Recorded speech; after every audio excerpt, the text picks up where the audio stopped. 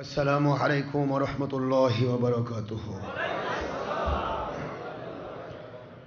الحمد لله نحمده ونستعينه ونستغفره ونؤمن به ونتوكل عليه ونعوذ بالله من شرور أنفسنا ومن سيئات أعمالنا. من يهد الله فهو المهتدي ومن يضلل فلن تجد له وليا مرشدا.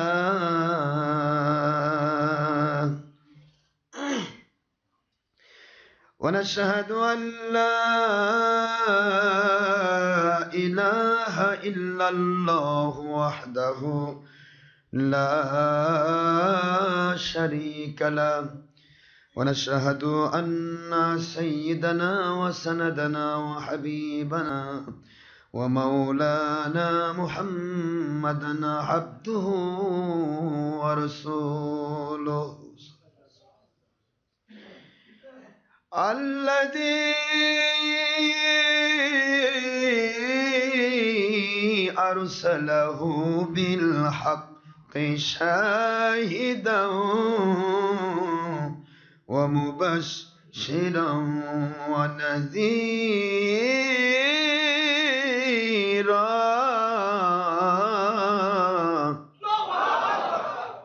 وداعيا إلى الله بإذنه وسراجا وشمسا ونورا وقمرا منيرا.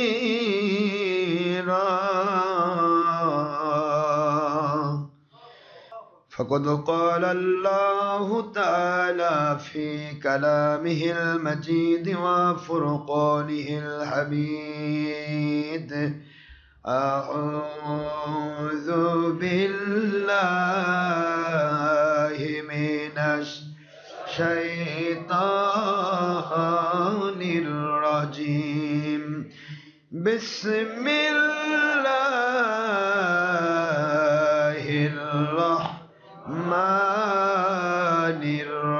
الرحيم. إن الله وملائكته يصلون على النبي يا أيها الذين آمنوا صلوا عليه وسلموا تسليما. اللهم صل على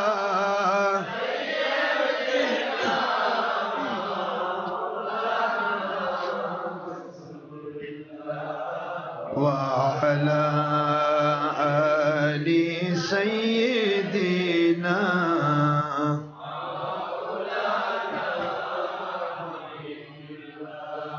কোথায় রইলেন প্রাণের নবীজি,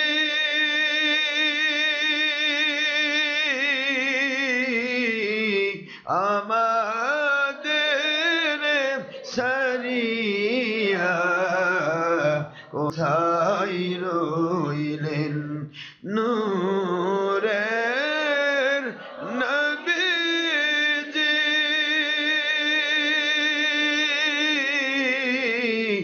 আমাদের সারিয়া আপনি ব্যতীত কি লাভ হইবে এ পাপের ধারায় বাঁচিয়া।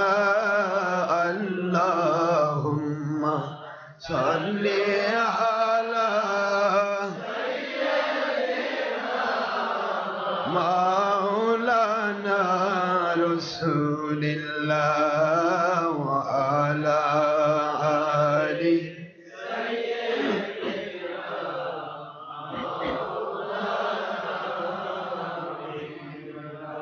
তোর পাহাড়ে মুসা নবীজি জুতা খুলে গণ্য হন তোর পাহাড়ে মুসা নবীজি জুতা খুলে গণ্য হন আমার নূর নবীজি ওনার জুতা মুবারকের ধুলাই আল্লাহর আরশ ধন্য হয় আল্লাহুম্মা সাল্লি আলা সাইয়্যিদিনা মাওলানা রাসূলিল্লাহ ওয়া আলা আলি সাইয়্যিদিনা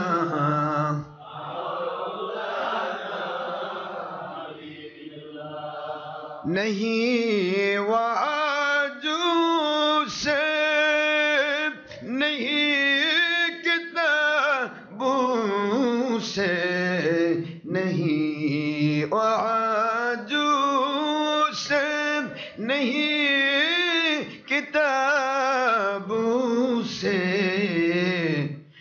दिल पैदा होता हूँ वलियों की नजरों से अल्लाहुम्मा सल्ली अला सय्यिदिना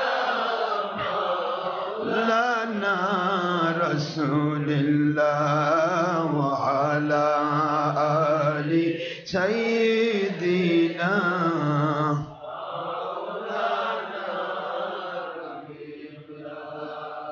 आखिरी नबी ओनार उम्मत हमरा कुल मखलूकते नहीं जार तुलूना आखिरी नबी ओनार उम्मत हमरा कुल कायनात नहीं जार तुलूना नबीजी उनार शाने मोहब्बत मिलित भावे दरूद पेश करें सकल फेरेश्ता ও স্বয়ং আল্লাহ রব্বুনা সূরা আহজাবের 56তম আয়াত কুরআন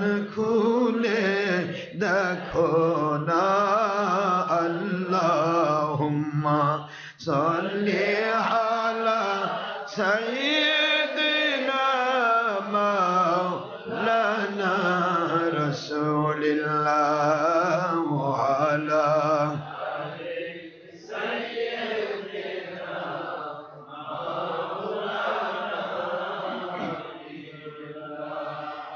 মুআজ্জাজ মুহতারাম প্রিয় সম্মানিত উপস্থিতি মুসলমান মুমিন মুত্তাকি আমার সম্মানিত আল্লাহর বান্দাগণ এবং পর্দার অন্তরালে আমার সম্মানিতা মহান আল্লাহ পাকের খাস বান্দিগণ যারা কষ্ট করে মহব্বত করে ইন্টারনেটে বসে রেডিওতে বসে যারা বিভিন্ন জায়গাতে দেশ বিদেশ থেকে যারা কষ্ট করে আমাদের সাথে সম্পৃক্ত আছেন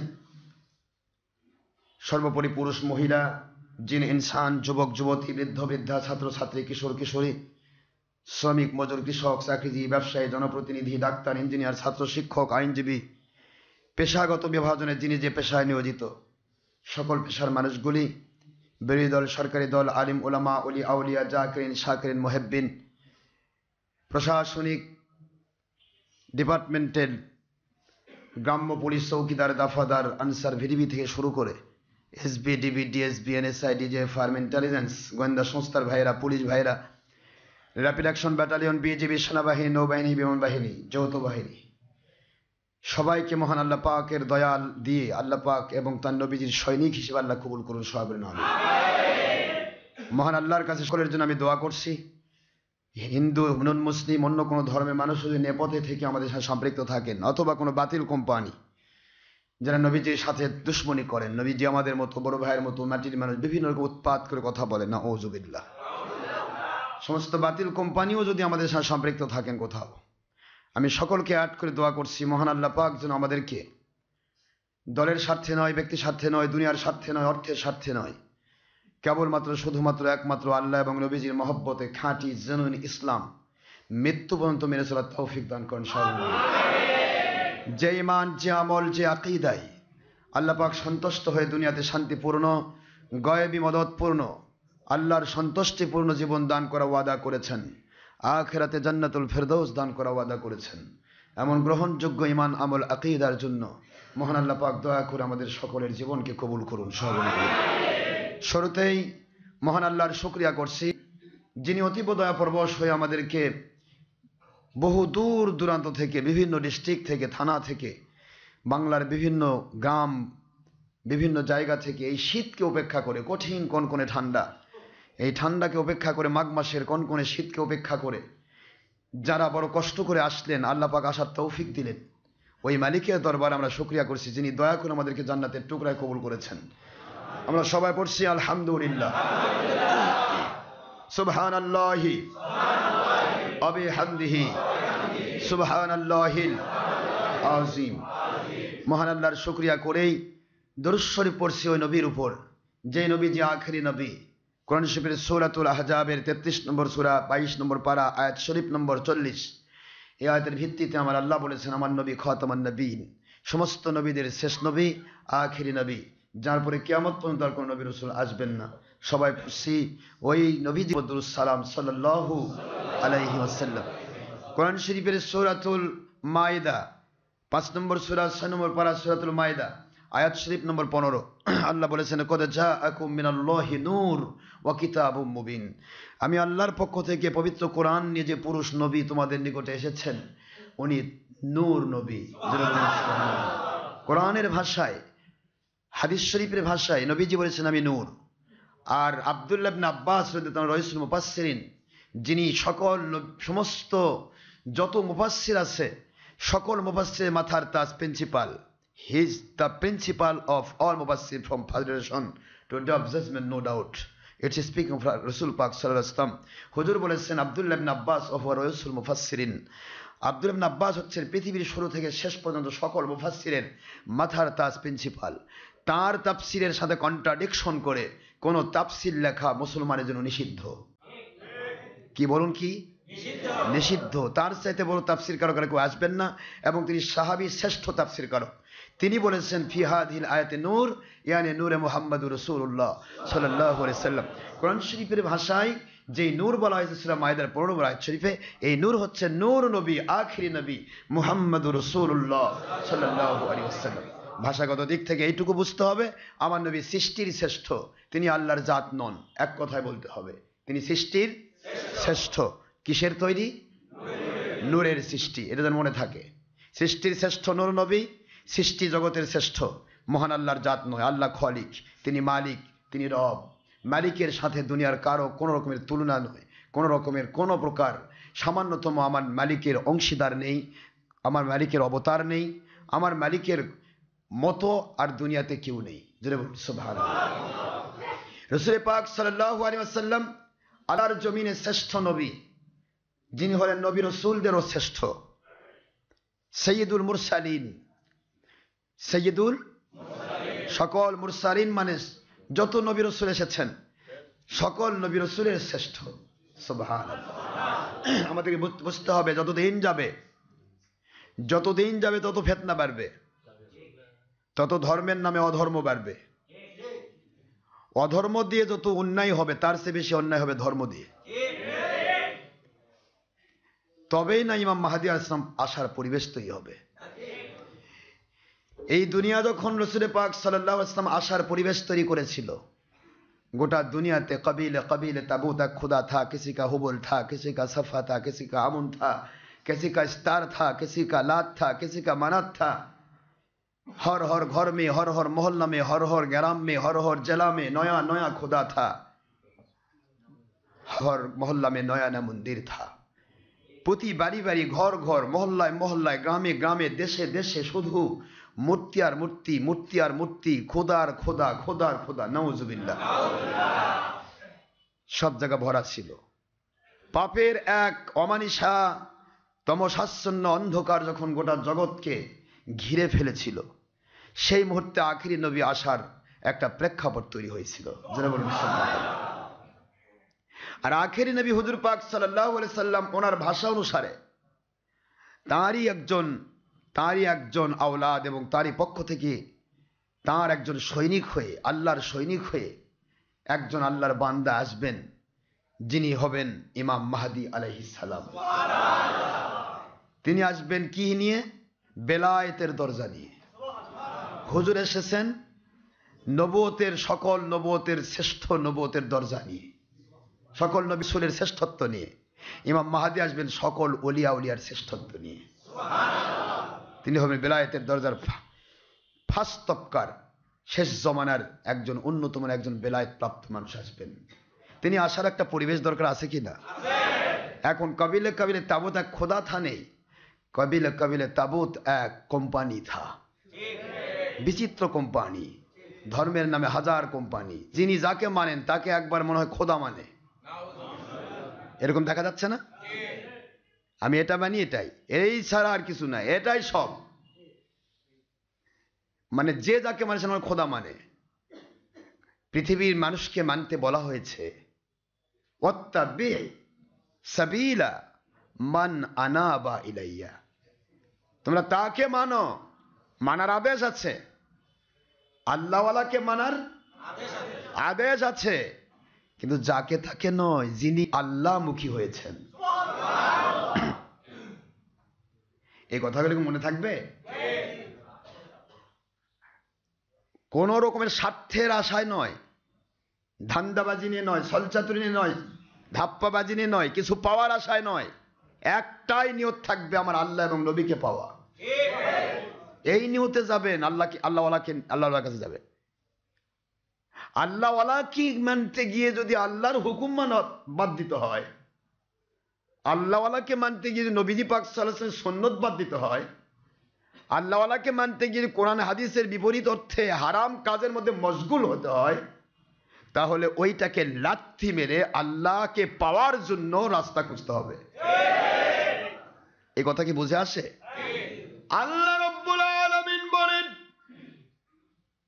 কোরআন শরীফের সূরাতুল বাকারা খুললেই পাবেন প্রথম নম্বর পারা, দ্বিতীয় নম্বর সূরা, সূরাতুল বাকারা, আয়াত শরীফ নম্বর 85। আল্লাহ বলেন আফাতুমিনুনা বিবাদিল কিতাবি ওয়া তাকফুরুনা বিবাদ ফামা জাযাউ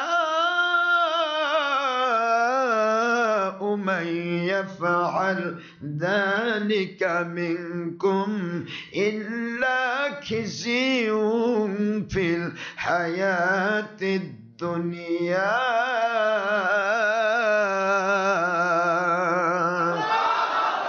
ওয়া ইয়াউমাল কিয়ামাতি ইউরাদ্দুনা ইলা আশাদ্দিল আযাব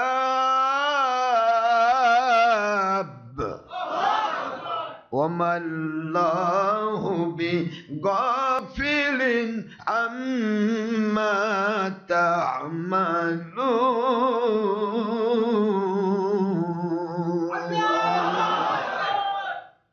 আল্লাহ পরিষ্কার করে বললেন কোরআন শরীফ মানার জন্য, হাদিস শরীফ মানার জন্য এমন এক পথ ধরতে হবে যেই পথে গেলে আল্লাহ এবং নবীকে মান্য ছাড়া কোন রকমের আল্লাহ বা নবী বিরোধী কাজ চলবে না, হয় না। এমন একটা পথ ধরা দরকার কিনা? কিছু মানবো, কিছু মানবো না, এমন হবে না। অর্ধেকটা মানি, অর্ধেক মানি না। বাবা আমার হুজুর হলো হয় না, ছবি ভিডিও করে, সমস্যা কি? ওটার জবাব আমার হুজুরই দিবে। কিন্তু আপনি যে তার পিছে ঘুরছেন, আমি আপনার পায়ে হাত দিয়ে বলছি, বোঝার চেষ্টা করবেন। জ্ঞানীদের জন্য ইশারায় যথেষ্ট। আপনি যে তার পিছে ঘুরছেন, আমার আল্লাহ বললেন হুয়াল্লাহুল খালিকুল বারিউল মুসাউবিরু ওয়ালাহুল আসমাউল হুসনা, আছে না নাই? আল্লাহ বলেন আমি একমাত্র আকৃতি দানকারী, আমি একমাত্র আকৃতি দান করব, পৃথিবীর কাউকে আকৃতি দান করার অধিকার দেইনি। আছে সূরা হাসরে? এরাই তো বলতেছে আল্লাহর সিফত নিলে শিরক হয়ে যায়। তাহলে আল্লাহর সিফত তো এটা আকৃতি দান করা, তা ওই নিজে তো নিজের আকৃতি দিয়ে দিচ্ছে। আল্লাহর হাবিব বললেন যা, নিষিদ্ধ করলেন। আপনি বলতে পারেন যে আমার ভুল হচ্ছে। হুজুর বললেন কুল্লু মুসাউবিরিন ফিন্নার, প্রত্যেকটা ছবির সাথে সম্পৃক্ত, প্রাণীর ছবির সাথে সম্পৃক্ত মানুষগুলি জাহান্নামী। তাহলে সাধারণ মানুষ ভুল করছে, এদের তো কেউ মানতেছে না, এদের অনুসরণ করে কেউ। কিন্তু তোমার পীর সাহেব ছবি ভিডিও করছে, আল্লাহ নবীর হাদিস সঠিক না তোমার পীর সঠিক? আমাকে দেখায় দাও।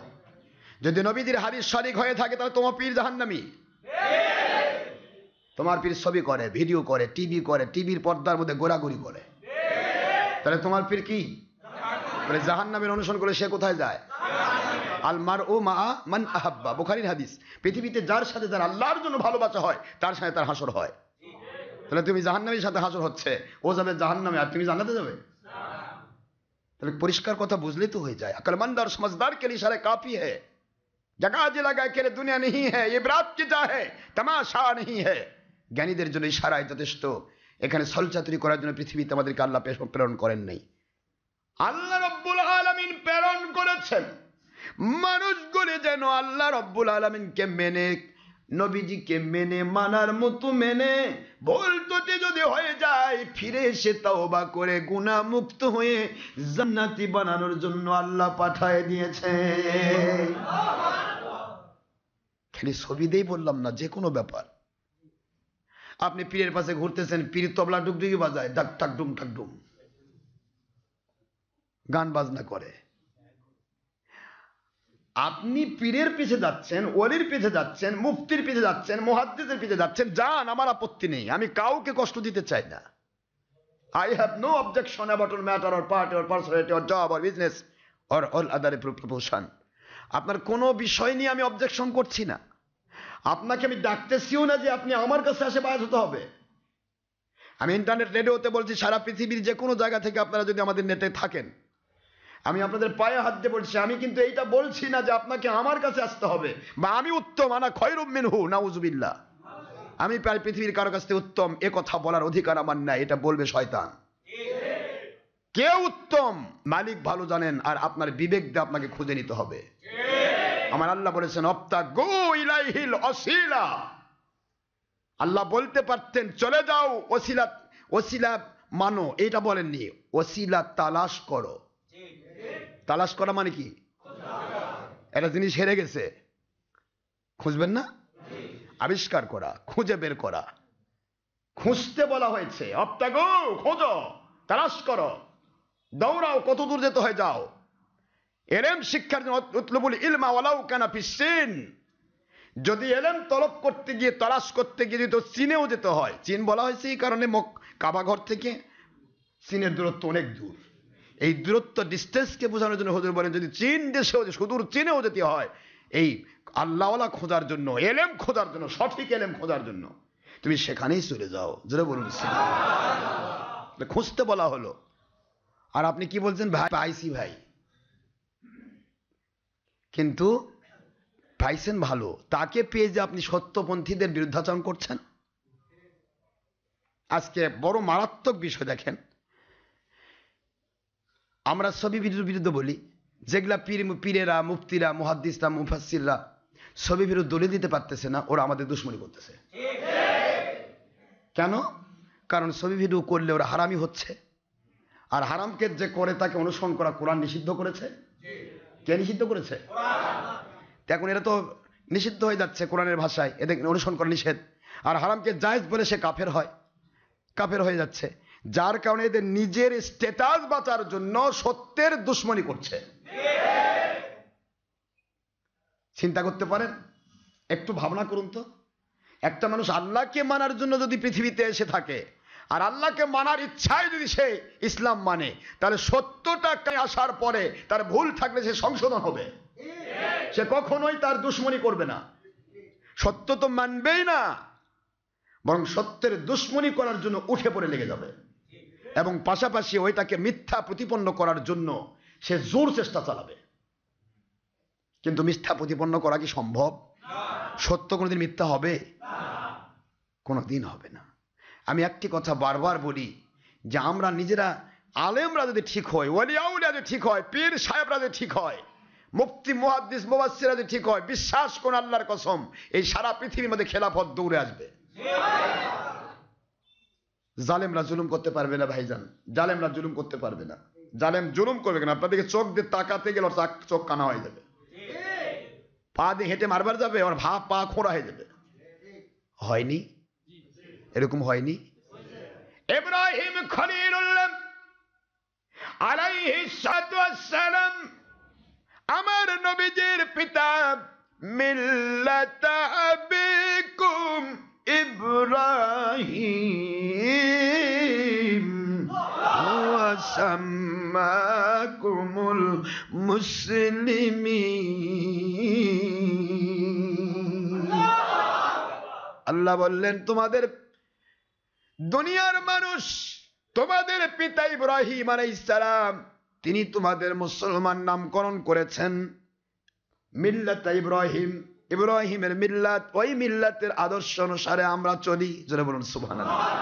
ইব্রাহিম খলিলুল্লাহ আলাইহিস সালামের ব্যাপারে আল্লাহর হাবিব সাল্লাল্লাহু আলাইহি ওয়াসাল্লাম বললেন, আমার বাবা ইব্রাহিম আলাইহিস সালাম, ওনার বংশের মধ্যে আমার আল্লাহ পাক এমন ভাবে আমাকে প্রেরণ করেছেন, আমার পূর্বপুরুষ পর্যন্ত, আদম আলাইহিস সালাম পর্যন্ত, বাবা আব্দুল্লাহ আলাইহিস সালাম থেকে আদম আলাইহিস সালাম পর্যন্ত। মোবাইল বাজে কেন? মোবাইল ঢোকার সময় বন্ধ করবেন, আর গানের টোন থাকবে না।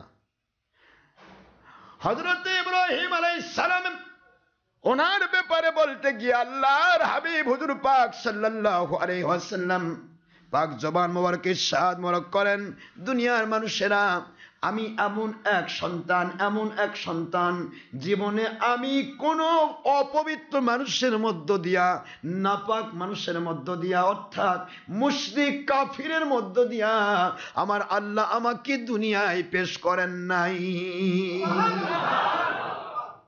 করেছেন? কিন্তু এরা তো কয়, ওই যে কয়লা ইব্রাহিম আজর। কোরআনের ভাষায় বলে যে আজরকে বলা হয়েছে ইব্রাহিমের পিতা। তো এখানে আপনারা বোঝেন না, অর্থ বোঝেন না, বলেন কেন?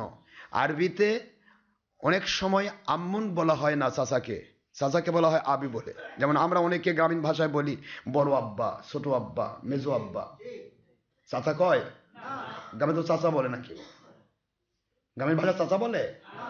আরবিতেও কেউ যদি ইচ্ছে করে তার চাচাকে আবু বলে ডাকে। কি বলে ডাকে? তো সেই সময় আরাবিয়ান সময় আরবি ছিল যে তারা যে কোনো ইয়াকে চাচা বলতেন না। আমরা যেমন আঙ্কেল বলি বা চাচা বলি, অনেকে বলে, কিন্তু ওনারা চাচা বলতেন না, ওনার আব্বা বলতেন, বাবা বলতেন, আবুন বলতেন। আরবিতে আবু শব্দটা বাবা, চাচা, জ্যাঠা এগুলো ব্যবহার হয়। তো এই ভাষাতেই আমার আল্লাহ পাক কোরআন শরীফ নাজিল করলেন। সুবহানাল্লাহ। ওই যে কলা আবিহি আজার, এই আবি শব্দটাও এই বাতিল কোম্পানিগুলো বোঝে না। আজর তো হযরত ইব্রাহিমের আব্বা ছিল। ইব্রাহিম আলাইহিস সালাম আব্বা কে তুমি ইতিহাস জানো না? মূর্খের বাচ্চা, মূর্খ। ইব্রাহিম আলাইহিস সালাম আব্বা হলেন হযরত তারিক আলাইহিস সালাম। ইতিহাসও বোঝে না, ওটা টানিয়ে এসে লাগিয়ে দেয়। কোরআনে আছে ইব্রাহিমের বাপ আজর, আজর বলে ইব্রাহিম। আরে আজর মানে মূর্তি। আজর শব্দের অর্থ কি? মূর্তি। আমার নবীজির চাচা একই জায়গায়, নবীর চাচা, এক চাচা আব্বাস, তিনি মূর্তি পূজা করতেন না, আরেক চাচা আবুল আহাব মূর্তি পূজা করতেন। কি বোঝেন আপনারা? একই জায়গা বাবা আব্দুল্লাহ জীবনে মূর্তি পূজা করেননি, ইতিহাস নাই। আব্দুল্লাহ আলাইহিস সালাম বা আব্দুল মুত্তালিব মূর্তি পূজা করেছেন, এর কোনো দলিল নেই। কিন্তু ওখানে আবুল আহাব মূর্তি পূজার জন্য পাগল, আবু জাহেল মূর্তি পূজার জন্য পাগল। কিন্তু হযরতে রাসূল পাক সাল্লাল্লাহু আলাইহি ওয়াসাল্লামের চাচা আব্বাস, তারপরে আব্বা আব্দুল্লাহ, এনারা 10 ভাই ছিলেন। যারা হুজুর পাক সাল্লাল্লাহু আলাইহি ওয়াসাল্লামের সময় ছিলেন তাদের মধ্যে এনারা কেউ মূর্তি পূজা করেননি। সুবহানাল্লাহ পড়বেন না তো? তো তা ইব্রাহিম আলাইহিস সালামের চাচাগণের মধ্য থেকে একজন চাচা, তার নাম হলো আজার। তার নাম কি? ও মূর্তি পূজা করতো, মূর্তি কাঁদনে ঘুরতো, যার কারণে নাম হয়েছে আজর, মূর্তি পূজারী। সেই মূর্তি পূজারী আজরের নামে ইব্রাহিম আলাইহিস সালামকে আবিহি শব্দটা এখানে তার চাচা বলা হয়েছে। চাচা বললো, যেহেতু বাপ কোনোদিন মূর্তি পূজা করে নাই, তাহলে বাপের নাম তো আসার কথা না। আমার কথা কি বোঝেন নাকি আপনারা? আব্বা যদি মূর্তি পূজা করতেন তাহলে আল্লাহ বলতেন যে তার আব্বা তারিক, তিনি তারিকের নাম আসতো। কি নাম আসতো? ওই যে কলা আবিহি তারিক, তাহলে বোঝা যেত আব্বাই তিনি মূর্তি করে পূজা করেছেন। আসলে তিনি মূর্তি পূজা করেননি বলেই এখানে আসেনি তার নাম, আসছে আজর। তার চাচা করতো মূর্তি পূজা, এই জন্য চাচার নাম এসছে। কথা কি বোঝেন? এইটাকে কেন্দ্র করে আজকে বাতিল কোম্পানির কয়া নবী পাক সাল্লাল্লাহু আলাইহি ওয়াসাল্লাম যে হাদিস বলেছেন যে আমি পবিত্রদের মধ্য দিয়ে পেশ হয়েছি, কোন আমার উপরে ঊর্ধ্বতন আদম আলাইহিস সালাম পর্যন্ত কেউ কোনো কাফের ছিল না। এই কথাটা অনেকে স্বীকার করে না, কয় যে আজর তো কাফের ছিল, আজর তো মূর্তি পূজা করেছে। কিন্তু আজর কি ইব্রাহিমের আব্বা? এটা মনে রাখবেন ভালো করে। আজরকে ইব্রাহিম আলাইহিস সালামের আব্বা বললে রাসূল পাক সাল্লাল্লাহু আলাইহি ওয়াসাল্লাম হাদিস অস্বীকার হবে। কথা কি বোঝা গেছে? কোরআনের ব্যাখ্যা কোম্পানি বেশি বোঝে না, আমার নবী বেশি বোঝেন, এটা মনে রাখবেন। তো হযরত ইব্রাহিম আলাইহিস সালাম তিনি তার ব্যাপারে আল্লাহর হাবিব বললেন, আমার বাবা ইব্রাহিম আলাইহিস সালাম তার একটা গল্প শোনো। সুবহানাল্লাহ বলে। কি গল্প? আল্লাহ পাক কেমন করে সাহায্য করেন। যাচ্ছেন তিনি বাবেল শহর থেকে, তিনি যাবেন সেই সময়ের মক্কাকে বলা হতো সেই সময় মক্কা মদিনা। এই মক্কা মদিনার নাম তখন মক্কা মদিনা ছিল না। কথা বোঝেন? বাবেল শহর থেকে তিনি যাচ্ছেন আরব জাজিরাতে। কোথায় যাচ্ছেন? জাজিরাতুল আরবে যাচ্ছেন। এই জাজিরাতুল আরবে যাওয়ার সময় রাস্তার মাঝখানে একজন মিশরীয় ফেরাউন, মুসা আলাইহিস সালামের সময় ফেরাউন নয়, মিশরের এক এক সময়ে এক একজন বাদশার নাম এক এক রকম থাকতো। হযরত ইউসুফ আলাইহিস সালামের সময়ে বাদশাদের নাম থাকতো আমুন হোতেব। সে সময় আমুন পূজা, আমুন মন্দির ছিল, আমুনের যাবতীয় কিছু দিয়ে আমুন মন্দিরের নাম অনুসারে ওই বাদশার নাম হতো আমুন হোতেব। এর পরবর্তী হযরত ইউসুফ সিদ্দিকুল্লাহ আলাইহিস সালাম যখন খেলাফত কায়েম করলেন, তখন ওই আমুন হোতেব পরিবর্তন হয়ে অখুনাতুন হয়ে গেল। যারা বলুন সুবহানাল্লাহ। এক আল্লাহর বান্দা অখুনাতুন। আর মুসা আলাইহিস সালামের সময় বাদশাদের নাম হতো ফেরাউন। নাম কি? প্রথম ফেরাউন, দ্বিতীয় ফেরাউন, তৃতীয় ফেরাউন। এমনই একজন ফেরাউন হযরত ইব্রাহিম আলাইহিস সালাম ওনার পথে বাধা দেওয়ার জন্য, ইব্রাহিম খলিলুল্লাহর পথে ফেরাউন বাধা দেওয়ার জন্য, ফেরাউন বলা হয় জালিম বাদশা। কি বাদশা? জালিম বাদশা। এই জালিম বাদশা কোন সময় তার এরিয়া দিয়া ইব্রাহিম খলিলুল্লাহ আলাইহিস সালাম হোক বা যে কেউ হোক, তার কোন রকমের কোন যুবতী মেয়েকে তার এরিয়া দিয়ে নিয়ে যেতে দিত না। নিয়ে গেলেই তার উপর একটা বিশাল একটা জালিমের পক্ষ থেকে একটা জুলুমের একটা আভাস পাওয়া যেত। হযরত ইব্রাহিম আলাইহিস সালাম আম্মাজান হযরতে সারা আলাইহিস সালামকে নিয়ে তিনি আসতেছিলেন রাস্তার ভিতরে। এই জায়গাতে যখনই ফেরাউন মিশরের শাসক জালিমের কবলে যখন পড়লেন, এই জায়গাতে মুসা আলাইহিস সালাতু ওয়াস সালাম ওই সময়ের ফেরাউন নয়, এটা হলো জালিম আরেকটা বাদশা। কি বলেন না? জালিম আরেকটা বাদশা। মুসা তো ইব্রাহিম আলাইহিস সালাম তো অনেক আগে, উনি আসলেন মুসা আলাইহিস সালাম তো ঈসা আলাইহিস সালামের আগে। ইব্রাহিম আলাইহিস সালাম আসতেছেন আর তার স্ত্রী সারাকে আটকায় দেওয়া হলো। আটকায় দিয়ে বাদশার কাছে নিয়ে যাওয়া হলো। বাদশার কাছে নিয়ে যাওয়ার পর বাদশা হযরতে সারা আলাইহিস সালামের দিকে যখন হাত বাড়াচ্ছে, ভালো করে খেয়াল করেন, সারা আলাইহিস সালাম ছিলেন পৃথিবীর শ্রেষ্ঠ সুন্দরী রমণী। ইউসুফ সিদ্দিকুল্লাহ আলাইহিস সালাম ওনারই বংশে এসেছেন। ইউসুফ সিদ্দিকুল্লাহ আলাইহিস সালামকে একমাত্র আখেরি নবী সারা সকল মানুষের শ্রেষ্ঠ সুন্দর বলা হয়েছে। আর আখি নবী হুজুর পাক সাল্লাল্লাহু আলাইহি ওয়াসাল্লাম তিনি তো অনেক মর্যাদা, তার সাথে তো কারো তুলনা নেই, হুজুরের সাথে কার কোনো তুলনা নেই। কিন্তু ইউসুফ সিদ্দিকুল্লাহ আলাইহিস সালাম ছিলেন অনেক সুন্দর, অনেক সুন্দর। এই জন্য আম্মা জান উম্মুল মুমিনিন আয়েশা সিদ্দিকা রাদিয়াল্লাহু তাআলা আনহা বলেন, দুনিয়ার মানুষেরা রে, আমার আখেরি নবীর সৌন্দর্য যদি তোমরা দেখতে, তার সৌন্দর্যটাই হচ্ছে একটা মুসেজা। কাফের এসেছে নবীকে মারার জন্য, নবীজির চেহারার দিকে তাকায়া কাফের কলেমা পড়ে মুসলমান হয়ে গেছে। আমার নবীজির চেহারা একটা মুজেজা, তোমরা যদি জানতে। শুধু এতটুকুই নয়, সেই মিশরের ইউসুফ সিদ্দিকুল্লাহ আলাইহিস সালামকে দেখে মিশরের মহিলারা যখন তাকে দর্শন করেছিলেন, দর্শন করতে গিয়ে হযরত ইউসুফ সিদ্দিকুল্লাহ আলাইহিস সালামের চেহারা থেকে তাদের চোখটা নামাতে পারে নাই। হাতের ভিতরে মালটা পড়ছিল, মালটা ফল কাটতে গিয়া মালটা ফল না কেটে ফলের দিকে তাকানোর সুযোগ না পাওয়ার কারণে মালটা না কেটে হাতের আঙ্গুল কেটে ফেলেছিল। আঙ্গুল কেটে ফেলে তারা রক্তাক্ত হয়ে গিয়েছিল। ও দুনিয়ার মানুষ, আমার আখেরি নবীর চেহারা যদি দুনিয়ার ওই মিশরীয় সুন্দরী মহিলাগুলো দেখতো, ওরা কোন সময়ে তলোয়ার দিয়ে ওদের কলিজা কেটে ফেলতো।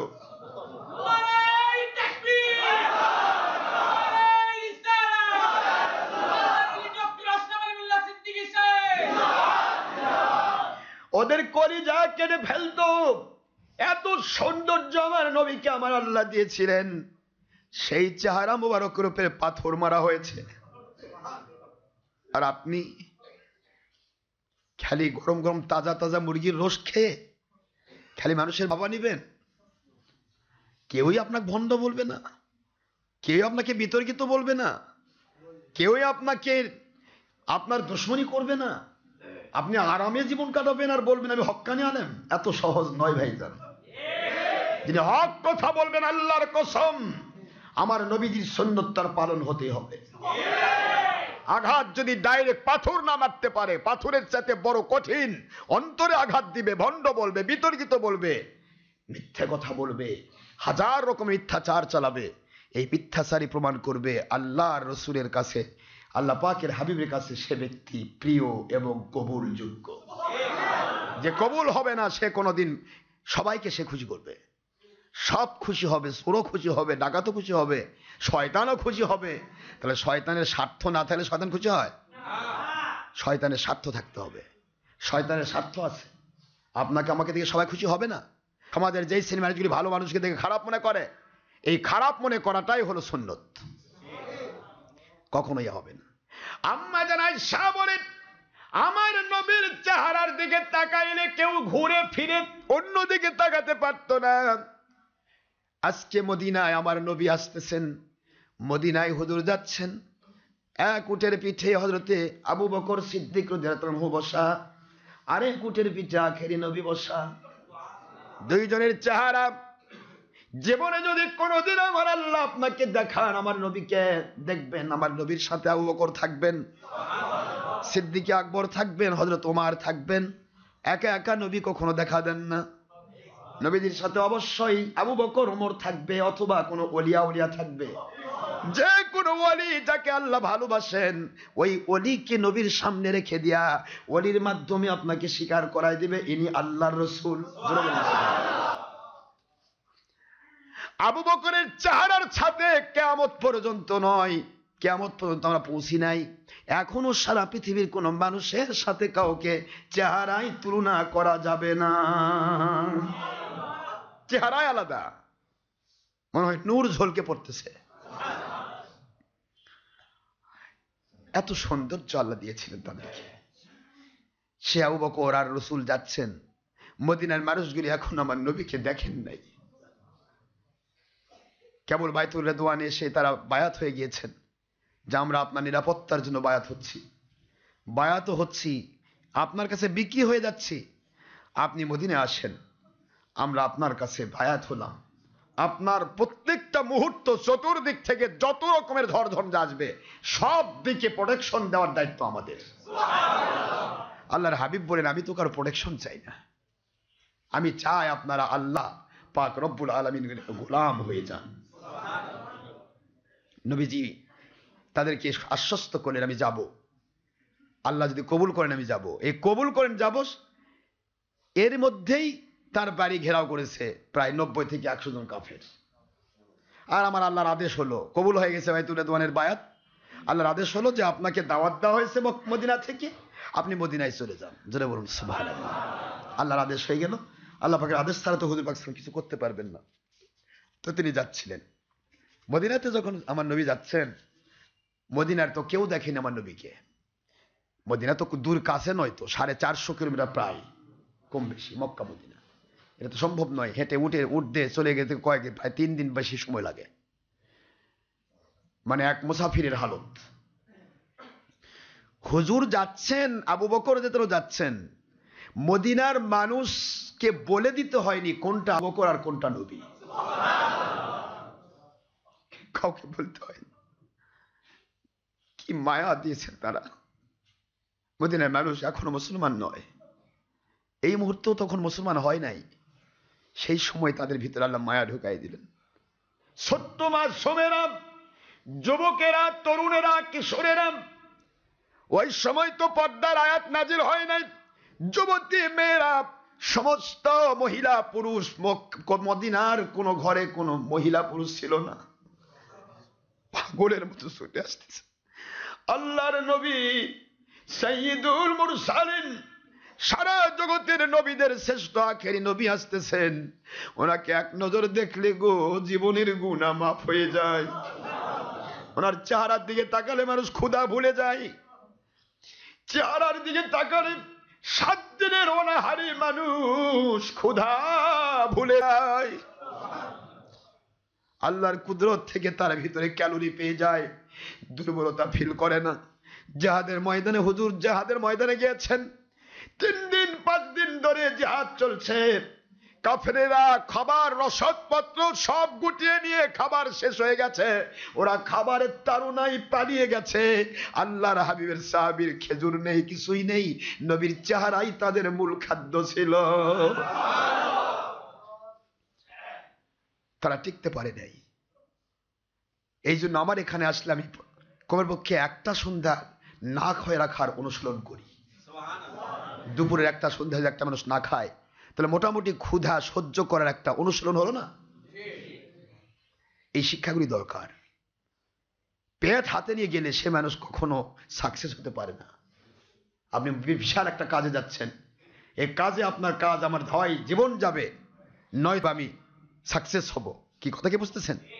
এখানে যদি আপনি পেট হাতে করে নিয়ে যান, তাহলে পেটই আপনাকে ওই জীবন যুদ্ধ থেকে বঞ্চিত করবে, ফিরে আসতে বাধ্য করবে।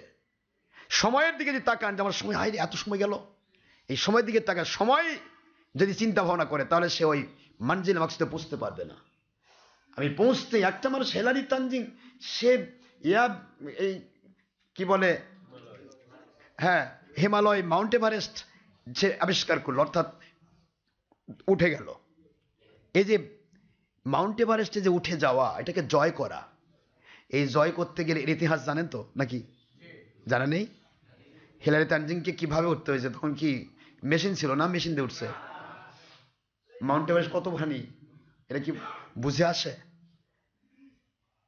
29,000, কথা বুঝতেছেন নাকি আপনার? 29,000 ফুট বা এর উঠে এত দূর দুইটা মানুষ হাসতে হাসতে ওঠা। তখন তো সিঁড়ি ছিল না। কি ছিল না? সিঁড়ি ছিল নাকি? সিঁড়িতে না, সিঁড়িতে সিঁড়ি না, হাসতে হাসতে ওঠা। উঠতেছে, 2 হাত ওঠে, 1 হাত নামে আসে। কথা কি বুঝতে পেরেছেন? শেষে যায়। তারপরেও তারা জয় করলেন। কেন জয় করলেন? তাদের এখানে প্রচেষ্টা ছিল, যা কিছু হোক, কিন্তু আমরা এটা জয় করেই ছাড়বো। কি তাই নাকি? তাহলে এটা যদি দুনিয়াবি বৈষয়িক কারণে একটা মানুষের কাছে নিজেকে দামি বানাবে, যে সারা পৃথিবীতে ইতিহাস হয়ে থাকবে যে আমরা মাউন্ট এভারেস্ট উঠতে পেরেছি। এই ইতিহাস সৃষ্টি করার জন্য যদি এরা এত কষ্ট করতে পারে, আপনি যেই ইমানের বলতে আপনি জান্নাত পাবেন, আল্লাহ সন্তুষ্ট হবে, নবী সন্তুষ্ট হবে, জীবনের চাইতে বেশি ভালোবাসা না দিলে নবীকে ইমান আসবে না, তার জন্য আপনি পেট হাতে করে নিয়ে চলবেন, তাহলে আপনি কেমনে সাকসেসফুল হবেন? হ্যাঁ, খেতেও হবে, যেটা খাওয়া ফরজ সেটা খাবেন। কথার কথা যদি এমন এক জায়গায় গিয়েছেন যে একেবারেই খাবারের ব্যবস্থা নাই, তাহলে কমের পক্ষে আমাদের এখানে যারা যাতায়াত করে অভ্যস্ত তারা কমের পক্ষে একটা দিন টিকে থাকতে পারবেন। আপনার পেট আপনাকে জ্বালাবে না, মনে পড়বে যে হুজুর ওখানে গেছিলাম একদিন না খাই থাকছিলাম, পারে আজকে একটু না খাই থাকি, অসুবিধা কি? কি কথা বোঝেননি? দিনে 3 বারে জায়গায় 10 বার খায়, 5 বার 50 বার খায় আপনার অভ্যাস। আপনি চিন্তা করেন বাবা খাবার নাই, ও কাম দরকার নাই, বাবা চলে যায় বাড়িতে, সাকসেসফুল হতে পারলেন না। আল্লাহ রাব্বুল আলামিনের হাবিব যাচ্ছেন মদিনায়। মদিনার মানুষগুলো একজন মানুষ বাড়িতে নাই, সমস্ত মানুষ পাগলের মতো ছুটতেছে আখেরি নবীকে এক নজর দেখে নিজেদের জীবনের গুনাহ মাফ করার জন্য। কেউ পাহাড়ের উপর রয়েছে, কেউ ছাদের উপর, কেউ গাছের উপর, সুবহানাল্লাহ বলে, পাগলের মতো দাঁড়ায় রয়েছে। আল্লাহর বন্ধু যাচ্ছেন তাকে রিসিপশন করার জন্য। একটা মানুষ চিন্তা করলো না, ভুল করলো না, এইটা বোধহয় আবু বকরকে চিন্তা করলো না। আবু বকর রাদিয়াল্লাহু আফদালুন নাস, নবীদের পরে শ্রেষ্ঠ মানুষ, বাদাল আম্বিয়া, সমস্ত নবীদের পরে শ্রেষ্ঠ মানুষ আমার আবু বকর। তার চেহারাও অনেক উন্নত, কিন্তু ওই জায়গাতে মদিনার মানুষগুলো নবীকে চিনতে গিয়ে একটা ছোট্ট বালক পর্যন্ত ভুল করে নাই, আবু বকরের কাছে যায় না, সব কয়টা আমার নবীজির উট মুবারক ঘেরাও করে ফেলেছে।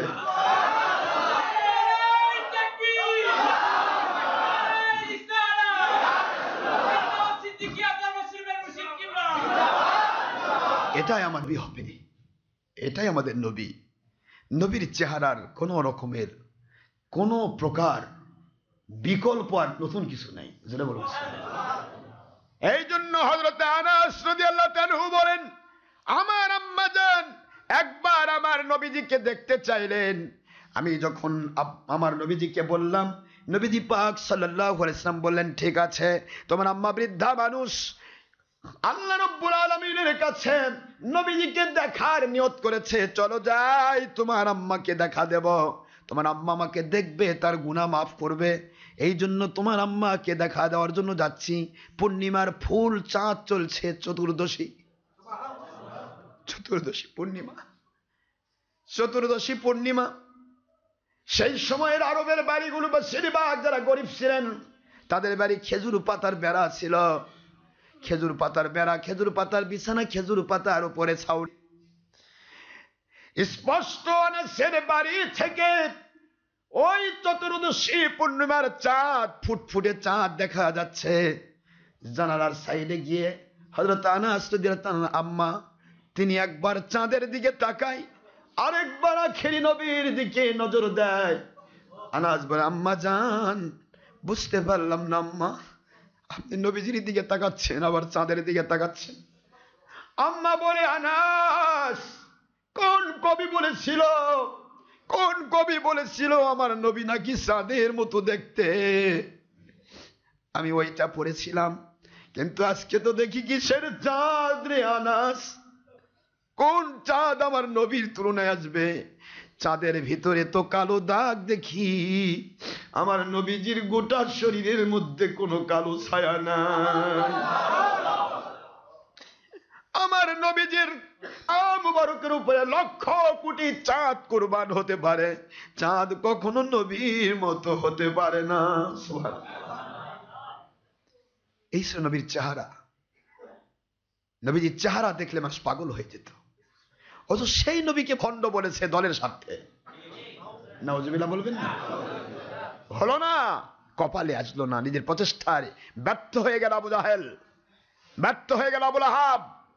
ঘরের সাথে ঘর, আমার নবীজি পাক সাল্লাল্লাহু আলাইহি ওয়াসাল্লামের ঘর মুবারক, হুজরা মুবারক হলো, মক্কা শরীফের হুজরা মুবারক হলো মাকতাব, অর্থাৎ কেতাবখানা। সুবহানাল্লাহ পড়বেন না?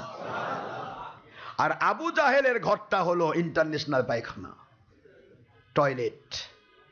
এমন ইন্টারন্যাশনাল টয়লেট, সারা পৃথিবীর মানুষ যেন বলতেছে কত রকমের। একটা কথা যদি আল্লাহ বুঝায় দেন যে আবু জাহেল দেখ তোর জিন্দেগি, আমার নবীজি পাক সাল্লাল্লাহু আলাইহি ওয়াসাল্লামকে দুশমনি করার একটা প্রতিক্রিয়া দেখ, যে তোকে একটু চোখটা খুলে দিলাম দেখ তো।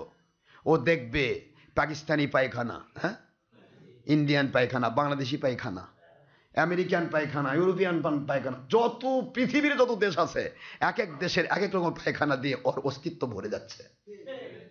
এর চেয়ে বড় শাস্তি আছে কিছু? আর দৌড় দিয়ে আসছেন আবু বকর, ওমর। মসজিদে আবু বকর কি কাছে? বেশ দূরে। হাজিরা জাননি? মসজিদে আবু বকর, মসজিদে ওমর বেশ দূরে। ওখান থেকে দৌড় দিয়ে এসে আবু বকর বললেন, আমার আখেরি নবীর তুলনায় পৃথিবীতে কেউ নাই। আমার নবীর সৌন্দর্য আমি জানি। আবু বকর বলতেছিলেন, আল্লাহর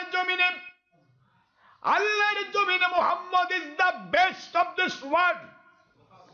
সারা পৃথিবী নাই, কুল কায়নাতের ভিতরে মুহাম্মদ সাল্লাল্লাহু আলাইহি ওয়াসাল্লাম ওনার চাইতে শ্রেষ্ঠ আর কেউ কখনো আসে নাই, আসবে না।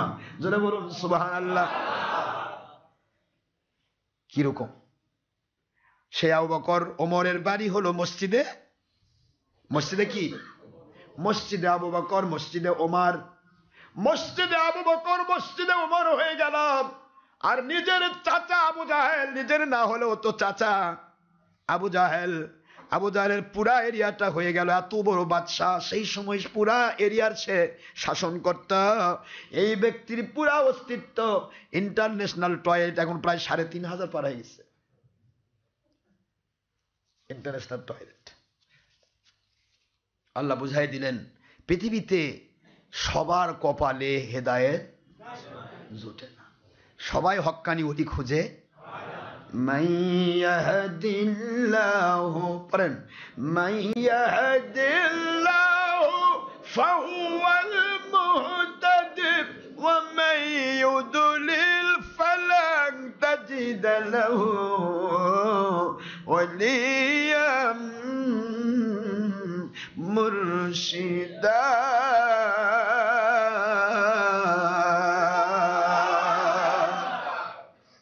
মাইয়াহদিল্লাহ ফাহুয়াল মুহতাদি। যারে আল্লাহ হেদায়েত করতে চান দুনিয়াতে আখিরাতে জান্নাতি হিসেবে কবুল করেন, ওর সিম্পটম হলো, ওর চিহ্ন হলো, ওর সাংকেতিক ব্যবস্থাপনা হলো ফাহুয়াল মুহতাদি। সে একজন হেদায়েতের ওলি মুর্শিদ পাবে। কি পাবে? হেদায়েতের ওলি মুর্শিদ পাবে। নবীদের যুগে নবী খুঁজে পাবে, বেলায়েতের যুগে ওলি খুঁজে পাবে। এখানে মুহতাদি বলতে হেদায়েতের জন্য যারা চেষ্টা করেন, বোঝেন তো নাকি?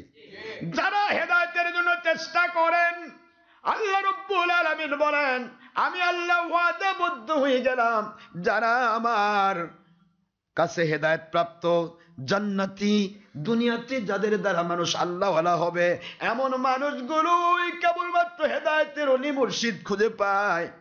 وَمَن يُضْلِلْ فَلَن تَجِدَ لَهُ وَلِيًّا مُرْشِدًا।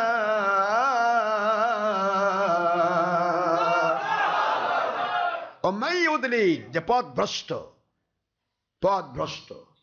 জাহান্নামী গোমরা, তাদের সিম্পটম হলো ফালান তাজিদা লাহু, পরিষ্কার বালাম তাকিদ, একবারের, কখনোই নয়, নেভার, কখনোই নয়, লাহু তার জন্য পাওয়া, ওলিয়াম মুর্শিদা, তার জন্য কোনো ওলি মুর্শিদ খুঁজে পাওয়া সম্ভব নয়। ইম্পসিবল ফর হিম, তার জন্য কমপ্লিটলি অসম্ভব। যে ব্যক্তি আল্লাহ পাক রব্বুল আলামিনের কাছে কবুল নয়, সে ব্যক্তি কোনো হক্কানি ওলি মুর্শিদ খুঁজে পাবে না। আজকে যেখানেই যাবেন খালি ওলি মুর্শিদের দুশ্মনী। যতগুলা কোম্পানি বের হচ্ছে, যত দিন যাচ্ছে, সকল বাতিল কোম্পানির একই কথা, পীর মুরিদি মানে ভণ্ডামি। অলি মুর্শিদ চেনা? কয় না, কোরআনের অলি মুর্শিদ আর এরা তা নয়। কোরআনের অলি মুর্শিদ বিশ্ববিদ্যালয় আর এরা হল ইউনিভার্সিটি। কি কথা বুঝতেছেন আপনারা? এখানে ব্যাপার মেলা ঘটছে।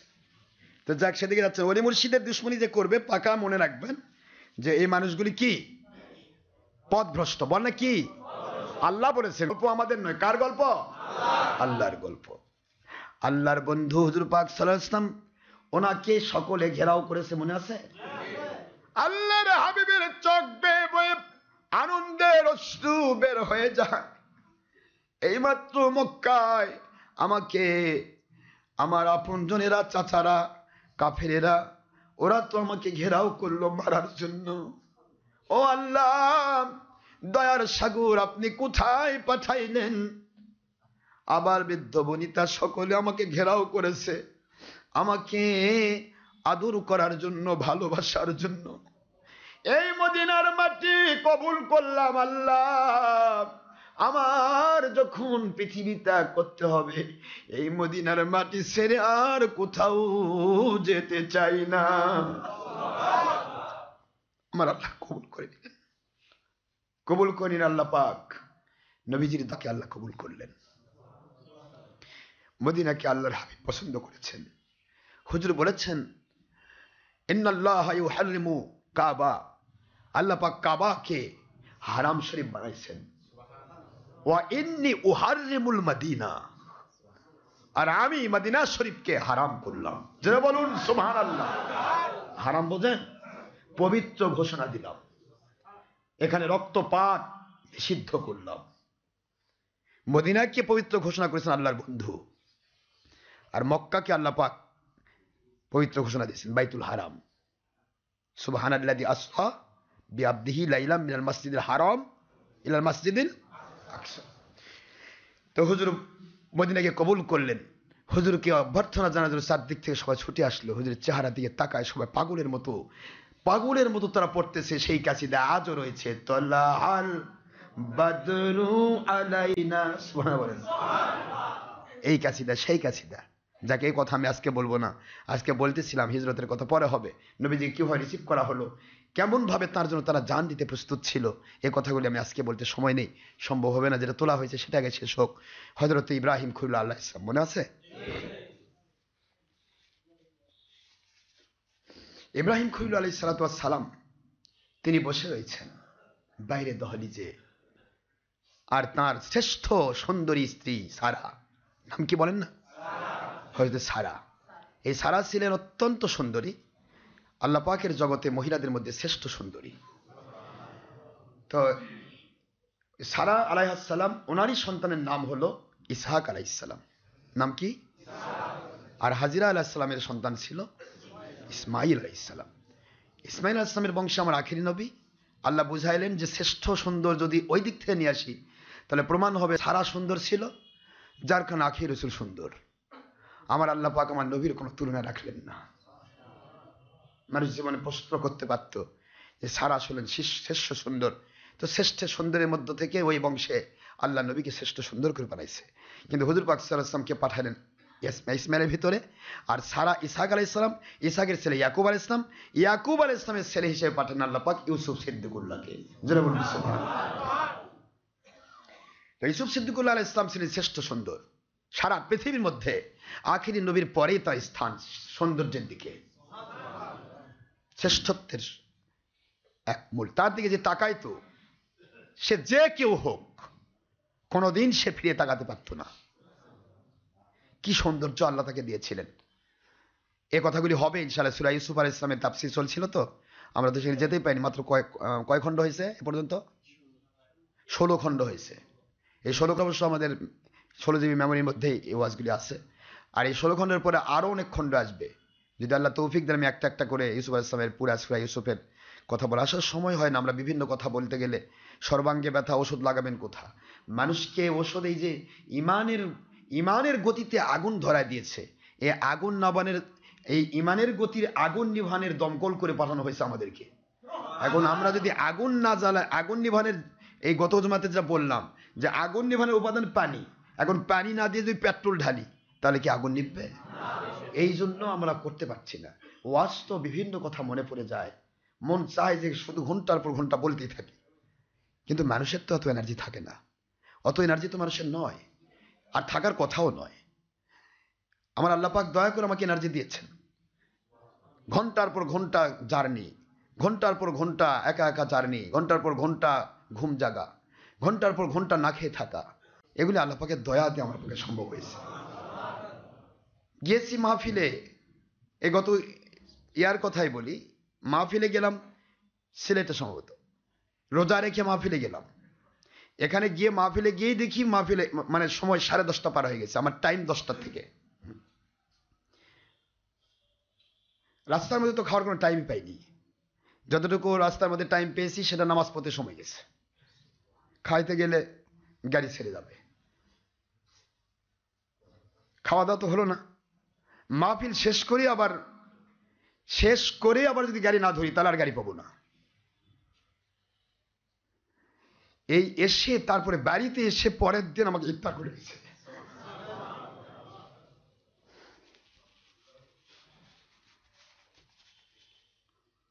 কিন্তু একটু বার মনে হয়নি যে ক্ষুধা লেগেছে বা পিপাসা লেগেছে, এরকম কখনো মনে হয়নি।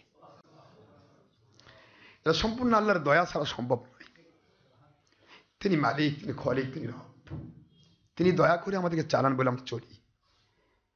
এখানে আমাদের সবচেয়ে বড় পাওয়া সেটা হলো একই জায়গায় লক্ষ লক্ষ কোটি কোটি মৌলবী আজকে ধর্মের নামে কি ধান্দাবাজি শুরু করেছে, কত মিথ্যে কথা বলছে কোরআন সামনে নিয়ে, কোরআন সামনে নিয়ে মিথ্যাচার। আমাদের মালিক দয়া করে যে আমাদেরকে সেগুলি থেকে হেফাজত করেছেন, বড় পাওয়া। চাই না আল্লাহর কাছে দুনিয়াদারি, চাই না দুনিয়াতে সম্পদ, চাই আল্লাহর কাছে এইটাই যে তিনি দয়া করে তার পক্ষে, তার নবীজির মহব্বতের পক্ষে আমাদের কবুল করেছে।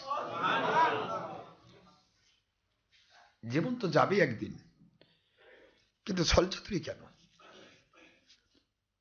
দয়া করে তিনি কবুল করেছেন আমাদেরকে, এটা আমাদের সবচেয়ে বড় পাওয়া। অহংকার নয়, গৌরব নয়। সামান্যতম যদি কেউ অহংকার করে তার জীবনের কিছু মুহূর্তের মধ্যে ধ্বংস হয়ে যাবে। কোনো প্রকার অহংকার গৌরব কিছুই নয়। দয়া করে মালিক যা করান আমরা সেটাই করতে পারি, এর চেয়ে বেশি করার ক্ষমতা আমাদের নেই। তিনি দয়া করে করান। আপনাদেরও তাই, আপনাদেরও চিন্তা করতে হবে যে আমরাও আল্লাহ পাকের দয়া এখানে আসতে পেরেছি। এত শীত উপেক্ষা করে এই যে ময়মনসিংহ মানুষগুলো বা জামালপুরে গতকালকে যারা আসছেন, বা ময়মনসিংহ থেকে আসছেন, বা এই যে নওগাঁ থেকে যারা আসছেন, বা বিভিন্ন ডিস্ট্রিক্ট থেকে, আপনাদের সকালে কখন বের হতে হয়েছে? মানুষ শীতের কারণে লেপের ভিতর থেকে টাউনে মানুষ বের হচ্ছে 10টার সময়, আর আপনারা সেই সকালবেলা কেউ সেই শেষ রাতে বাড়ি থেকে বের হয়ে সামথিং কিছু খেয়ে বা না খেয়ে আপনারা গাড়ি থেকে বের হলেন এই শীতের মধ্যে। কিসের জন্য? এখানে আসলে কি 10 টাকা পাবেন নাকি? 10 টাকা পাবেন না। আল্লাহ যদি দয়া করেন আপনার জীবনের পুরা জীবনের পুরো আল্লাহ পাক কোটি কোটি টাকার বরকত দিয়ে দিবেন। এখানে 10 টাকা পাওয়ার জন্য আসেননি, এখানে আল্লাহকে পাওয়ার জন্য। ডক্টর আশরাফ সিদ্দিকীর মহব্বতে আসেননি, এখানে এসেছেন আল্লাহ এবং নবীজির মহব্বতে। তাই নাকি? নাকি অন্য কোনো উদ্দেশ্য আছে? খাবারও তো দেওয়া হবে না। এটা এমন একটা দরবার যেখানে খাওয়ানো হয় না। আমি এটা এক্সেপশন রেখেছি, কারণ খাওয়াতে গেলেই তখন প্রমাণ হবে মানুষ খাবার পায় তাই যায়। কি বলেন? ঠিক না? এত লোক কষ্ট করে আসে, খাবার পায়। অন্য মসজিদে গেলে তো খাবার পায় না, কিন্তু আমার এখানে কিন্তু খাওয়ানোর কোনো ব্যবস্থা নেই।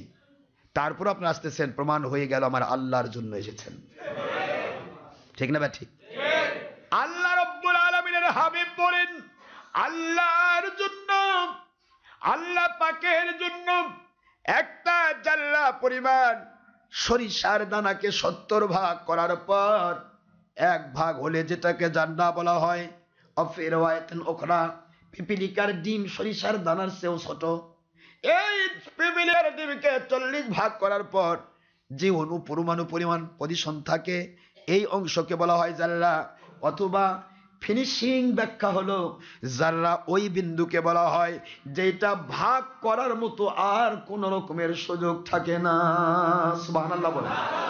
এমন এক কপরদক জাররা পরিমাণ নেক আমল যদি আল্লাহর বান্দারা আল্লাহর সন্তুষ্টির জন্য করে, এইটা কিয়ামতের দিন পাহাড় পাহাড় নেক বানায়া আল্লাহ তাদের জান্নাতের ওসিলা বানায় দেবে।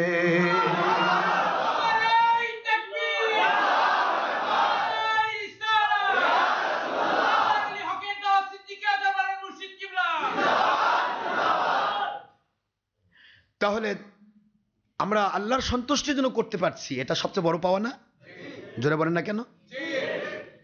এসেছেন কষ্ট করে, সময় আমি আপনাদেরকে দীর্ঘক্ষণ কষ্ট দেব না, তবে প্রত্যেক ঘন্টার বিনিময় যেহেতু 700 ঘন্টা সময় দেওয়া হবে আল্লাহর কাছ থেকে, তা আমরা ওইটুকু পাওয়ার জন্য একটু সময় ব্যয় করে থাকি। এদিকে আপনাদের কষ্ট হয়? আসার সময় মেলা কিছু দেখেছেন, যারা নতুন লোক এসেছেন তারা ভাববেন মনে মনে, কেড়ে পৃথিবীর কোনো মসজিদে গেলে ইমাম আসতে দাঁড়ান লাগে না, এই ইমাম আসলো আর সবাই তোমার দাঁড়িয়ে গেল। শয়তান আপনাকে ধোঁকা দিতে পারে, কারণ শয়তান মুন্সিরা তো আসেই বলে যে কারোর জন্য দাঁড়ানো শিরক, কারোর জন্য দাঁড়ানো শিরক। কারোর জন্য যদি দাঁড়ানো শিরক হয়, তাহলে আল্লাহর হাবিবের সাহাবীগণ শিরক করছে?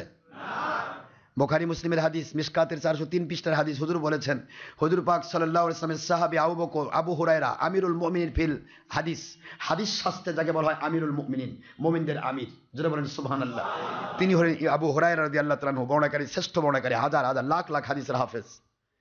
আবু হুরায়রা রাদিয়াল্লাহু বলতেছেন, কুমনা, মুখস্থ রাখেন, এটা ছোট্ট করে বলে দিচ্ছি, বেশি দূর পুরো হাদিস মুখস্থ থাকবে না, এইটুকুই রাখেন। কুমনা, কুমনা মানে আমরা দাঁড়ায়ে থাকতাম। হাদিসের প্রথম কথা হলো, হুজুর যখন আসতেন আমরা দাঁড়াতাম, হুজুর যখন বসতেন আমাদের বসতে বলতেন, আমরা বসে পড়তাম, হুজুর যখন চলে যেতেন আমরা দাঁড়াতাম। এই আমরা দাঁড়াতাম বলে তিনি বলতেছেন কুমনা, আমরা দাঁড়িয়েই থাকতাম, হাত্তা হাত্তা ততক্ষণ পর্যন্ত, আনটিল দাখালান নবী সাল্লাল্লাহু আলাইহি ওয়াসাল্লাম, রাসূল পাক সাল্লাল্লাহু আলাইহি ওয়াসাল্লাম পৌঁছলেন, ঢুকলেন, প্রবেশ করলেন, ফি বুয়ুতি, ফি মানে মধ্যে, বুয়ুত মানে ঘর সমূহ, হুজরা সমূহ, এক একদিন এক এক স্ত্রীর ভাগে হুজুর পাক সাল্লাল্লাহু আলাইহি ওয়াসাল্লামের সময়। তো আয়েশা সিদ্দিকার হুজরা ছিল মসজিদ নববীর সাথে, যেটা হুজুরের রওজা। তো হুজুর পাক সাল্লাল্লাহু আলাইহি ওয়াসাল্লাম সাহাবী বলতেছেন, হাত্তা দাখালান নবী সাল্লাল্লাহু আলাইহি ওয়াসাল্লাম ফি বুয়ুতি আজওয়াজিহি, আজওয়াজ মানে তার স্ত্রীগণ, নবীজির স্ত্রীগণের হুজরাখানায় প্রবেশ করা পর্যন্ত দাঁড়িয়ে থাকতাম।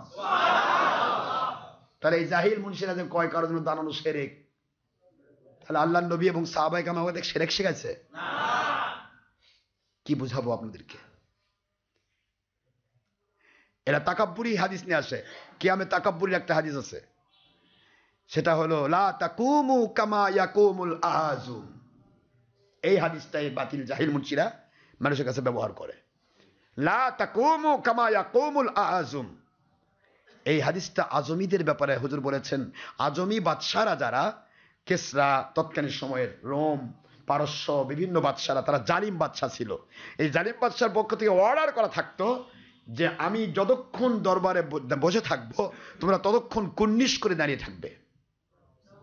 কি করে দাঁড়িয়ে থাকবে? কুন্নিশ করে দাঁড়িয়ে থাকবে, এটা অর্ডার। যদি না করা হতো, যদি একজন যদি এর খেলাপ করতো, তার শিরচ্ছেদ করা হতো। কি করা হতো? শিরচ্ছেদ, কাল্লা কেটে ফেলা হতো। এইটাকে কন্ট্রোল করার জন্য, বন্ধ করার জন্য হুজুর বললেন লা তাকুমু। হুজুরের হাদিসের ভাষাটাও বোঝে না, হুজুরের হাদিসের ভাষা যদি হতো লা তাকুমু, খবরদার তোমরা দাঁড়ায় না, হাদিস শেষ। এখান থেকে যদি হাদিস শেষ হয়ে যেত, তাহলে কিয়ামত পর্যন্ত আর কেউ কারোর জন্য দাঁড়াতে পারতো না। হুজুর বলেন লা তাকুমু, তোমরা দাঁড়ায়ও না, কামা ইয়াকুমুল আজম, যেভাবে আজমি বাদশারা জালিমেরা দাঁড়িয়ে রাখে ওইভাবে দাঁড়ায়ও না, সুন্নাহর সিস্টেমে দাঁড়াও। আমার কথা কি বোঝা গেছে? তাহলে কোনটা কোথায় সেটিং করেছে এরা? কারণ দাঁড়ানো শিরক, যুগ যুগান্তর মানুষ শিরক করে আসতেছে। প্রত্যেক স্কুল, কলেজ, ইউনিভার্সিটি, কিন্ডারগার্টেন থেকে শুরু করে আপনি ইউনিভার্সিটি পর্যন্ত, সারা পৃথিবীর কোনো ইউনিভার্সিটি নেই, কাফের মুশরিক বেদিন বদ্রের ইউনিভার্সিটিও নেই, যেখানে একটা টিচার, ক্লাস টিচার ঢুকবে আর ছাত্ররা বসবে। আছে এরকম? তবে ইদানিং চালু করতেছে খারেজির বাচ্চারা। এই খারেজি ওহাবির বাচ্চা সারা জীবন তো শয়তান, সারা জীবন ধর্মের নামে হারাম কাজে ব্যস্ত, ছবি, ভিডিও, টিভি, যত রকমের উল্টা পাল্টা, মহিলার সাথে ব্যাপারটা, নিজের চেহারা পরনারীকে দেখাচ্ছে, টিভি, কোরআন সামনে নিয়ে নিজের প্রজেক্টরের মাধ্যমে মহিলাদেরকে বলতেছে তোমরা আমাদের চেহারা বসে থাকে দেখো। আল্লাহ, আপনি একটু চুপ করে থাকেন। কি বোঝেন নাকি? ও আল্লাহ, আপনি তো কোরআনে বলেছেন কুল্লিল মুমিনাতি ইয়াগদুদনা মিন আবসারিহিন্না, কুল্লিল মুমিনিনা ইয়াগুদ্দু من أبصارهم ويحفظوا فروجهم ذلك أزكى لهم إن الله خبير بما يصنعون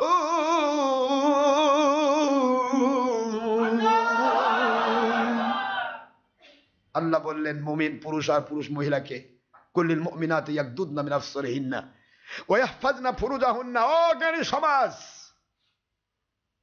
ও আমার উলিল আলবাব, আল্লাহ কিন্তু ডেকেছেন ইয়া উলিল আলবাব, ইয়া উলিল আবসার, হে জ্ঞানীরা।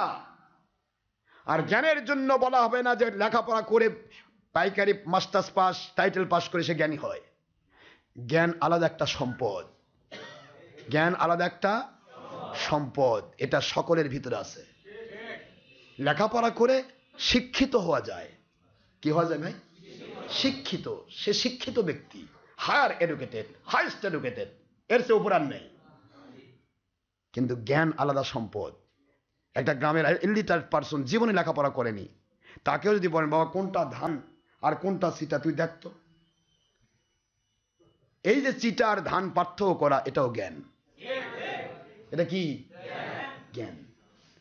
একটা ইলিটারেট বকলম লেখাপড়ার বারান্দার চোখে দেখেনি। আমি কিন্তু লেখাপড়াকে নিরুৎসাহিত করছি না, আপনি লেখাপড়া তো করবেনই। আমরা আল্লাহ পাক দয়া করে লেখাপড়া করাইছি, আমরা করেছি, আপনি কেন করবেন? অবশ্যই লেখাপড়া করবেন, প্রত্যেকেই লেখাপড়া করবেন। কিন্তু লেখাপড়াই জ্ঞান নয়, লেখাপড়ায় শিক্ষিত হওয়া যায়। কি হওয়া যায়? লেখাপড়া করেও যদি একটা মানুষ মাস্টার্স পাস, টাইটেল পাস, দামরা পাস, কি কোন সব পাস, তারপরেও যদি সে মদ খায় বা গাঁজা খায়, তাহলে ওর মাথাটা তাৎক্ষণিকভাবে বিগড়ে যায়। ওর সামনে ধান আর চিটা দেন, কথা করছেন না কেন?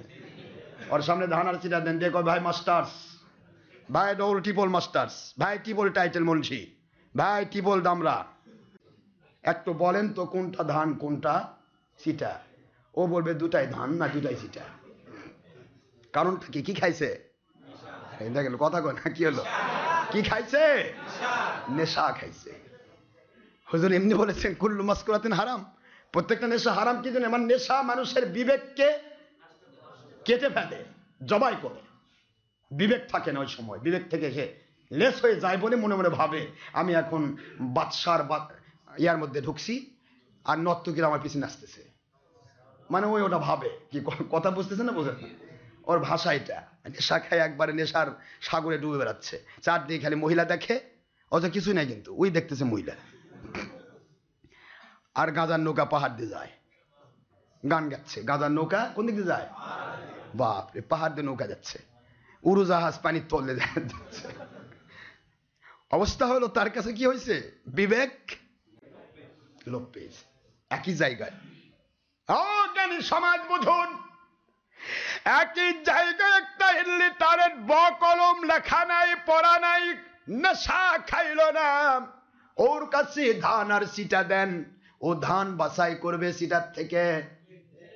কিন্তু সকল লেখাপড়া কমপ্লিট করে যদি নেশাগ্রস্ত হয়ে যায়, তাহলে সে কিন্তু ধান আর সিটা আলাদা করতে পারবে না। আজকে পৃথিবীর মানুষ মুখস্থ করে রাখুন, দুনিয়ার এই জন্য সাদামাটা মানুষগুলো নেশা খায় নাই, এই জন্য ওরা আল্লাহওয়ালাকে খুঁজে পায়, ওরা বাছাই করতে পারে। এই মানুষটি 2 নম্বরই কাজ করছে, এ কখনো হক ওলি হতে পারে না। কিন্তু যে নেশাগ্রস্ত, টাকার নেশা, কাফের মুশরিকের টাকা, সৌদি আরবে গিয়ে রমজান মাসে উমরার নাম করে গিয়ে দেশ বিদেশের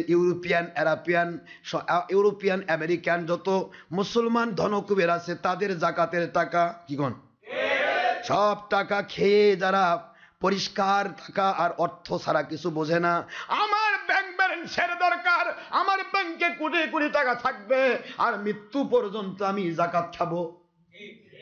কি কথা করছেন না কেন? যদি পারি এই জাকাতের পয়সা দিয়ে 2-4টা আরো 2-4 জাকাত খানা বানাবো, মাদ্রাসা বানাবো, ওই মাদ্রাসায় আবার জাকাত আসবে।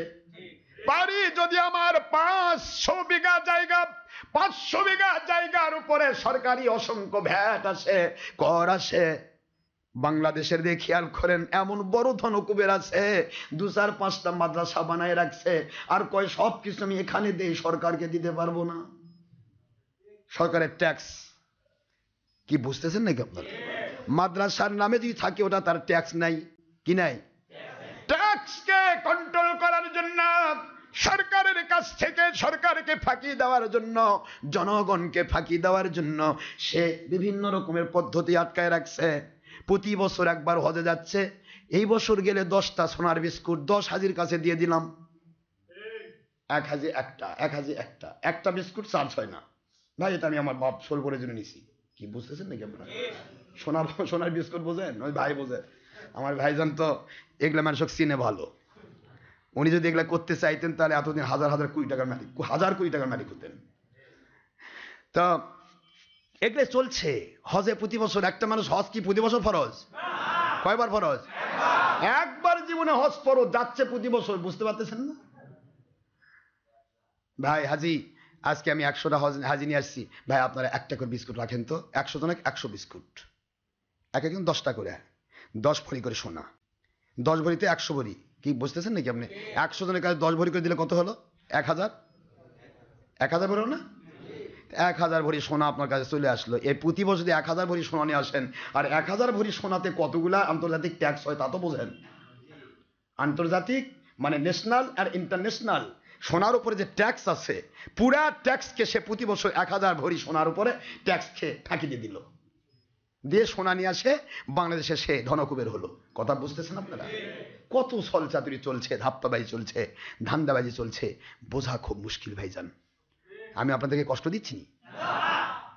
তাহলে হুজুর পাক সাল্লাল্লাহু, আমি মূল প্রসঙ্গে চলে যাই। রাসূল পাক সাল্লাল্লাহু আলাইহি ওয়াসাল্লাম তিনি তার জন্য সাহাবায়ে কেরাম দাঁড়াতেন। পৃথিবীর সকল স্কুল, ইউনিভার্সিটি, কলেজ সবার জায়গাতে কি হয়? সবাই দাঁড়ায়, তাই না? একটা টিচার ঢুকতে দাঁড়ায় না? কথা বলছেন নাকি?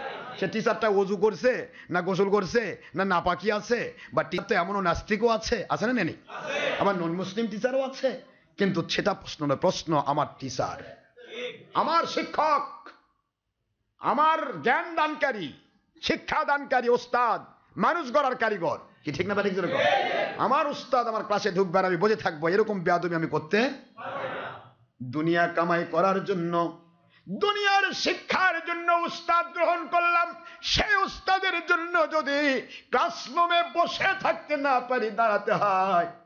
যে আল্লাহর ওলিদের দিকে তাকালে গুনাহ মাফ হয়, যে আল্লাহর ওলিদের কাছে এক রাকাত আল্লাহর নবীজির পিছে নামাজ পড়লে, নবীজি বলেছেন দুনিয়ার মানুষেরা শোনো, মান সাল্লা খলফা আলিমিন ফাকাদ সাল্লা খলফি, যে আমার সক্কানি ওলির পিছে নামাজ পড়লো সেজন্য আমি নবীর পিছে নামাজ পড়লো।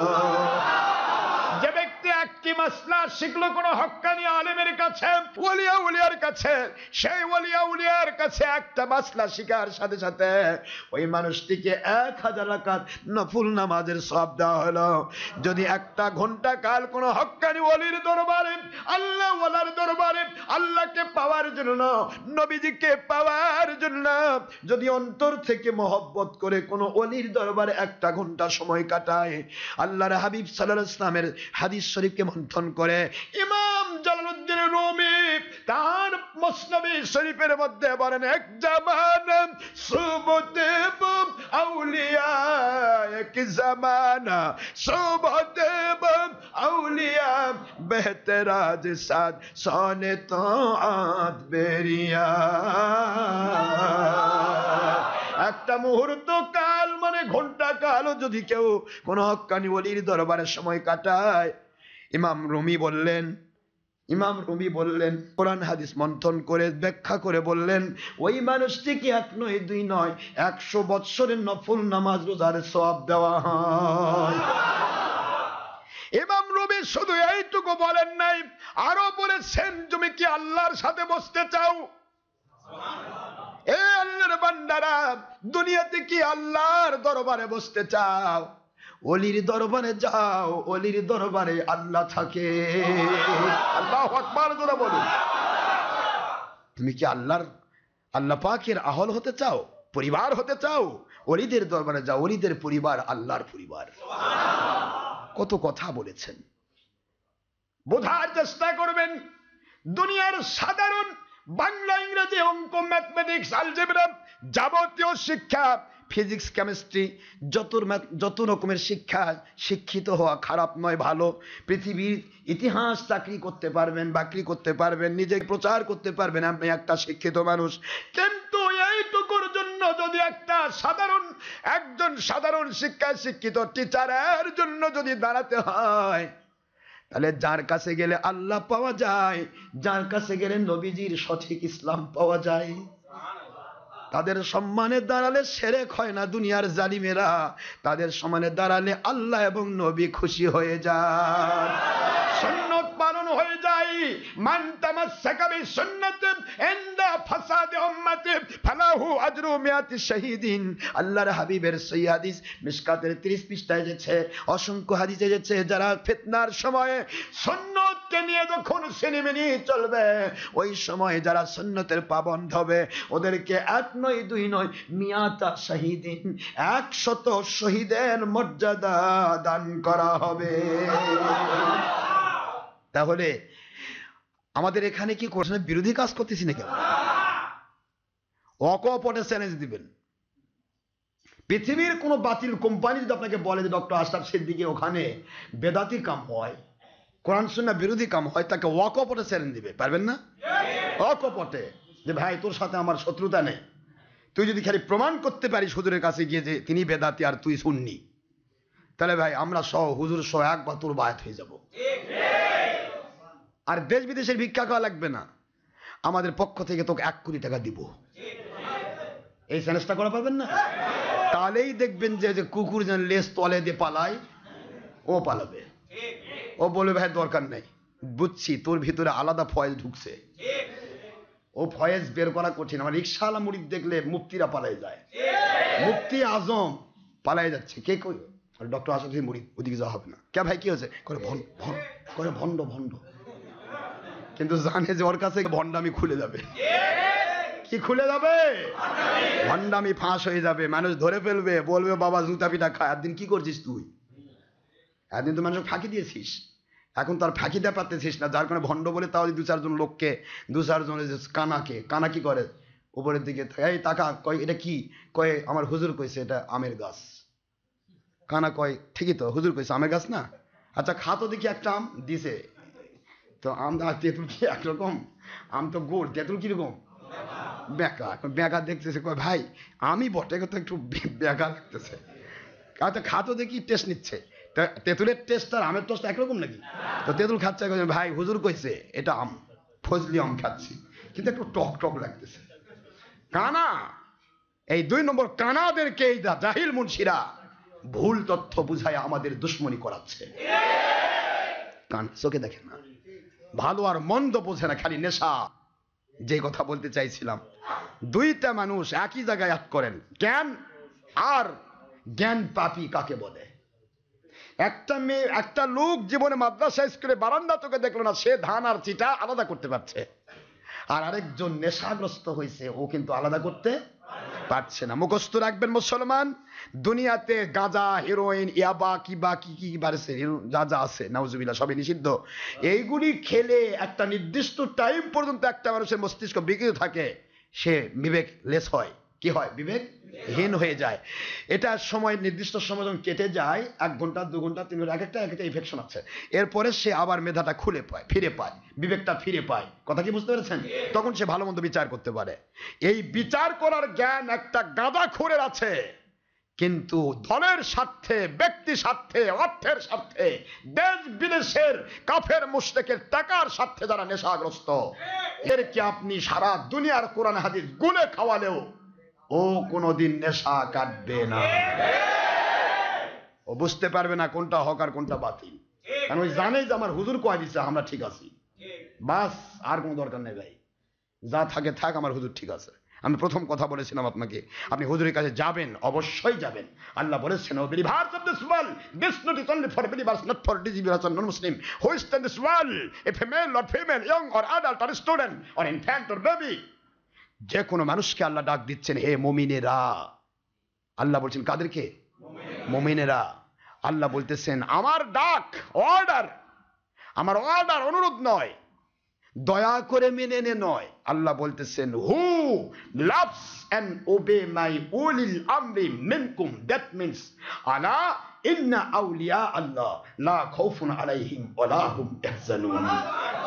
সেই ওলি যাদের ব্যাখ্যা আল্লাহ দিয়েছেন, উলিল আমরের ব্যাখ্যা দিয়েছেন, উলিল আমরের ব্যাখ্যা আল্লাহ কোরআন সূরা ইউনূসের মধ্যে দিয়েছেন 62 নম্বর আয়াতে। আল্লাহ বলতেছেন তারা আমার ওলি, উলিল আমর কারা? যেই ওলি আউলিয়ারা দুনিয়ার কোন শক্তিকে ভয় পায় না, কোনদিন জান চলে যাবে, কোনদিন হারাম কাজে ব্যস্ত হবে না। আলা ইন্না আউলিয়া আল্লাহ লা খাউফুন আলাইহিম ওয়ালা হুম ইয়াহজানুন। দুনিয়ার কোন টাকা পয়সার লোভ, দুনিয়ার কোন অর্থের লোভ, জমিদারির লোভ, দলের স্বার্থের লোভ, মন্ত্রী পাওয়ার লোভ, কোন লোভ তাকে চিন্তিত করবে না, কাবু করবে না। সে ভাববে আমার জন্য আমার মালিক যথেষ্ট।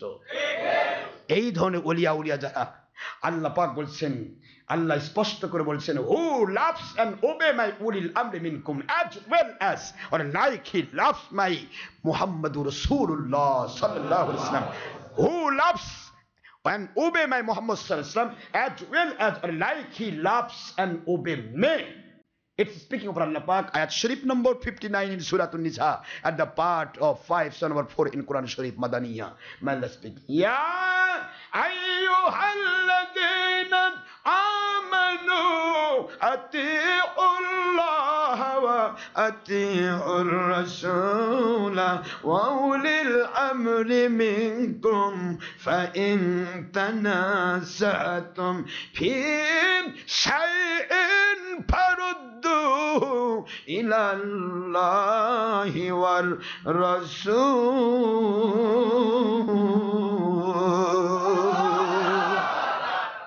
আল্লাহ বললেন ও মুমিনেরা, পুরুষ হও মহিলা হও, জিন হও ইনসান হও, যুবক হও যুবতী হও, বৃদ্ধ হও বৃদ্ধা হও, ছাত্র হও ছাত্রী হও, এমনকি কোন রকমের বুদ্ধিমত্তা সম্পন্ন শিশু যদি হয়, অর্ডার আল্লাহ কার?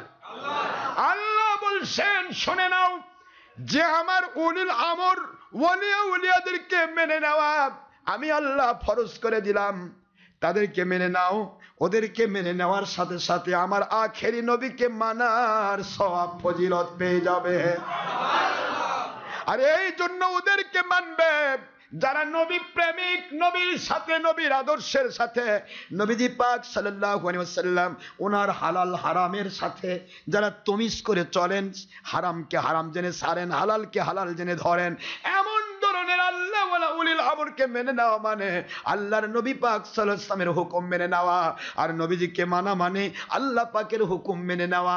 আল্লাহ বলেন এই জন্যই তো আমি আল্লাহ তোমাদের কাছে 3টি কন্ডিশন দিয়েছি, আমাকে মেনে নাও, আমার নবীকে মেনে নাও, আর নবীজি এবং আমার মহব্বতের সঠিক ইসলাম যারা মানেন, উল্টা পাল্টা করেন না, কোরআন সুন্নাহ বিরোধী কোনো কাজ করেন না, ইচ্ছে করে হারাম কাজ করেন না, সুন্নাত বাদ দেন না, ফরজিয়াত ওয়াজিবাত সুন্নিয়াত তরক করেন না, এমন হক্কানি উলিল আমরকে তোমরা মেনে না।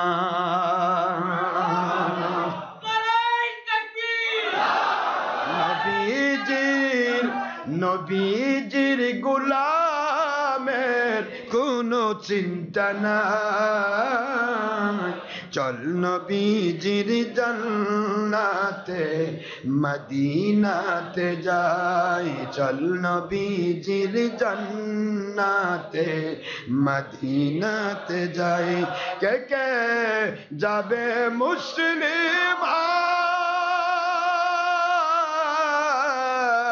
মদিনাতে, কান্দেন নবী উম্মতের মায়া, দিন রজনী কান্দেন তিনি, দিন রজনী কান্দেন তিনি, শুয়ে মদিনায়,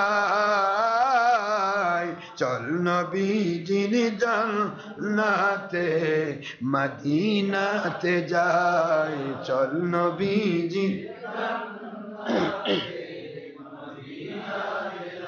কে কে ভালোবাসবে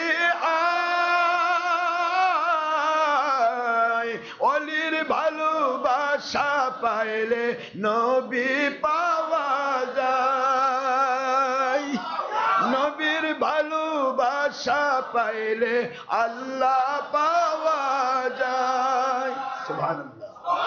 কে কে ওলি হবি আয়, ওলির সাথী হইলে তারা ওলি হয়ে যায়।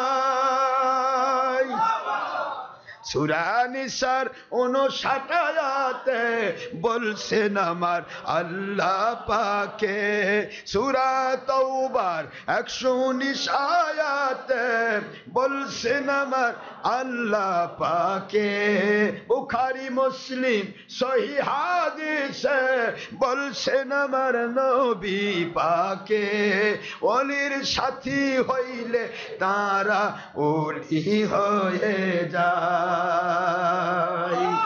ওলির ভালোবাসা পাইলে নবী পাওয়া যায়, নবীর ভালোবাসা পাইলে আল্লাহ পাওয়া যায়।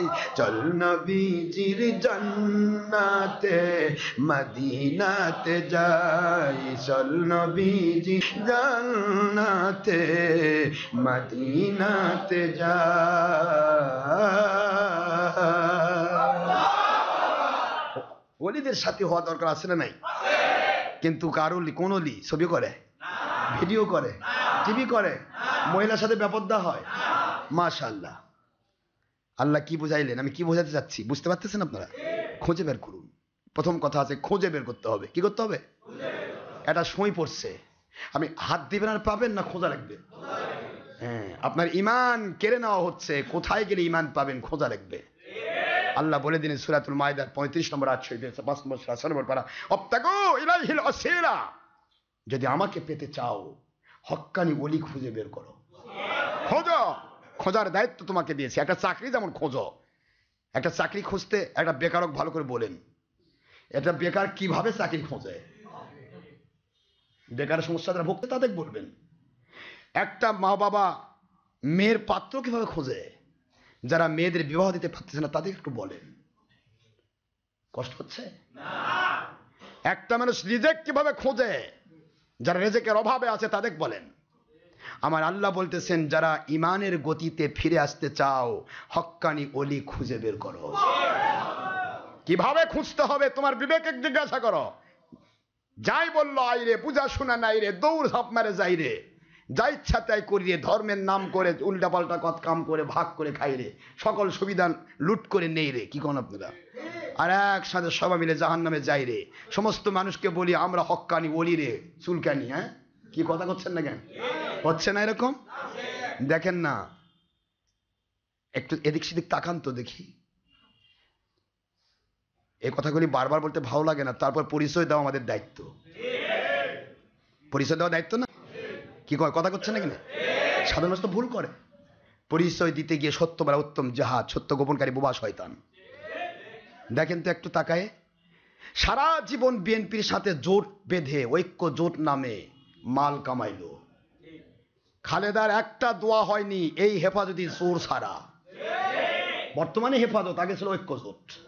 এলা দেখেন আগেকার পত্রিকাগুলো বের করেন, আমি তো টিভি দেখি না, পত্রিকা তো আছে, পেপার আছে না, প্রত্যেকটা দোয়া অনুষ্ঠানে হেফাজতিদের চোরদের যাই। সবচেয়ে বড় গডফাদার বাংলাদেশে মল্ল, যেটা বলেছিল 10 মিনিটে দেশ অচল করে দিতে পারি।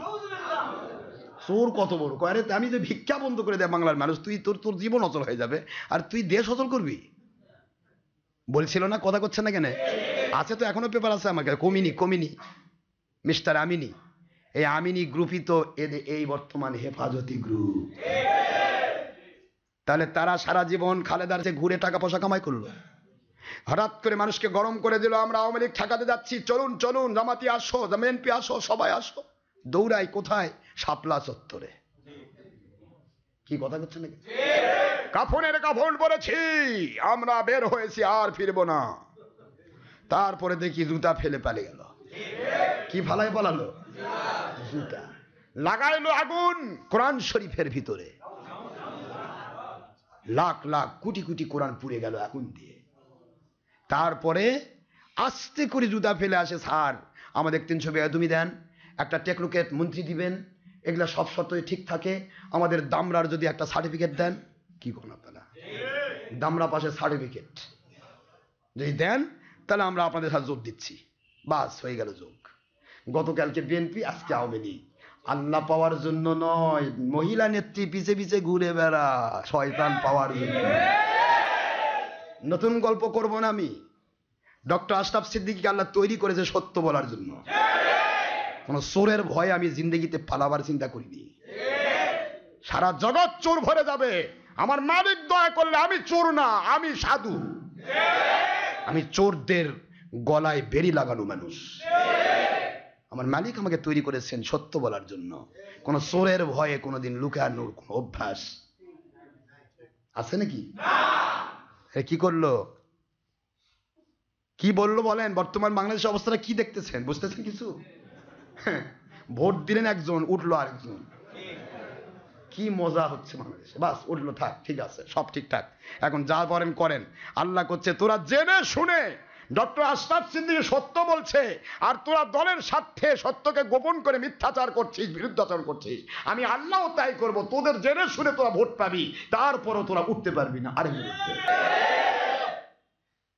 জানাশোনা কথা, সত্যকে তুমি লুকে গোপন করবে, তুমি মুন্সি, আর বাতিল কোম্পানি তোমাদেরকে প্রকাশ্যে চুরি করে দেখাবে, কিছুই করতে পারবে না।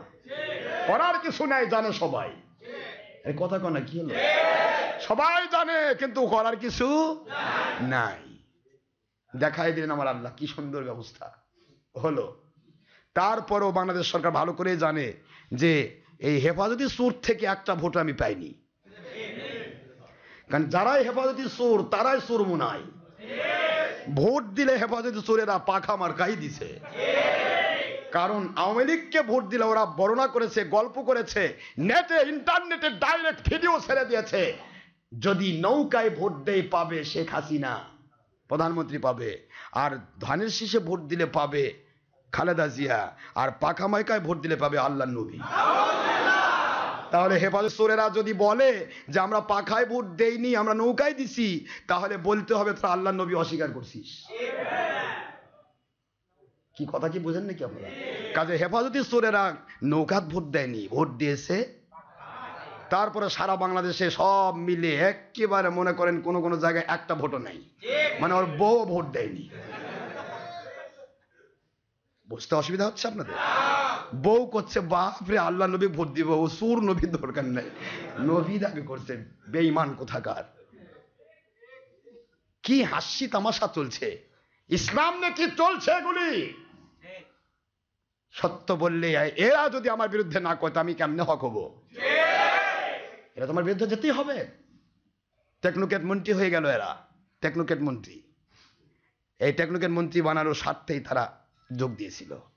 তা মন্ত্রী যখন তোমরা হলে, ভোট নাচ পাই মন্ত্রী, এই মন্ত্রী দিয়ে যদি কোনো হকানি ওলিয়া উলিয়ার মাহফিল বন্ধ করা বা কোনো উৎসব কোনো কিছু করার চিন্তা করো, হাসিনাও বাঁচাতে পারবে না চোরেরা, আমার আল্লাহ তোদের ঠ্যাং ভাঙে দিবে। মনে রাখিস ভালো করে, শয়তান কোনোদিন আল্লাহ ওয়ালার উপরে জিততে পারে না, সম্ভব নয়। ইন্না কাইদা শাইতানি কানা দাঈফা, শয়তানের চক্রান্ত আসলে দুর্বল। আমার আল্লাহ বলেন কেমন দুর্বল, মাসালুহুম কামাসালিল আনকাবুত, মাকড়সার জালের চেয়েও দুর্বল। 10 বছর তুমি বাড়িতে ছিলে না, ঝাড়ঝুড়ি দেওয়ার সুযোগ পাওনি, মাকড়সা বাসা বেঁধেছে। এ বাড়ি আমাদের, ওখানে একটা জাল বানালো, মাকড়সা জাল বানাচ্ছে, মশা ধরবে, ওখানে বানিয়েছে টিকটিকি ধরবে। দেখেন একটা টিকটিকি আসে, মাকড়সা, ছোট্ট মাকড়সা, ঘট করে টিকটিকি 4 সাইডে বেড়া দিয়ে দেয়।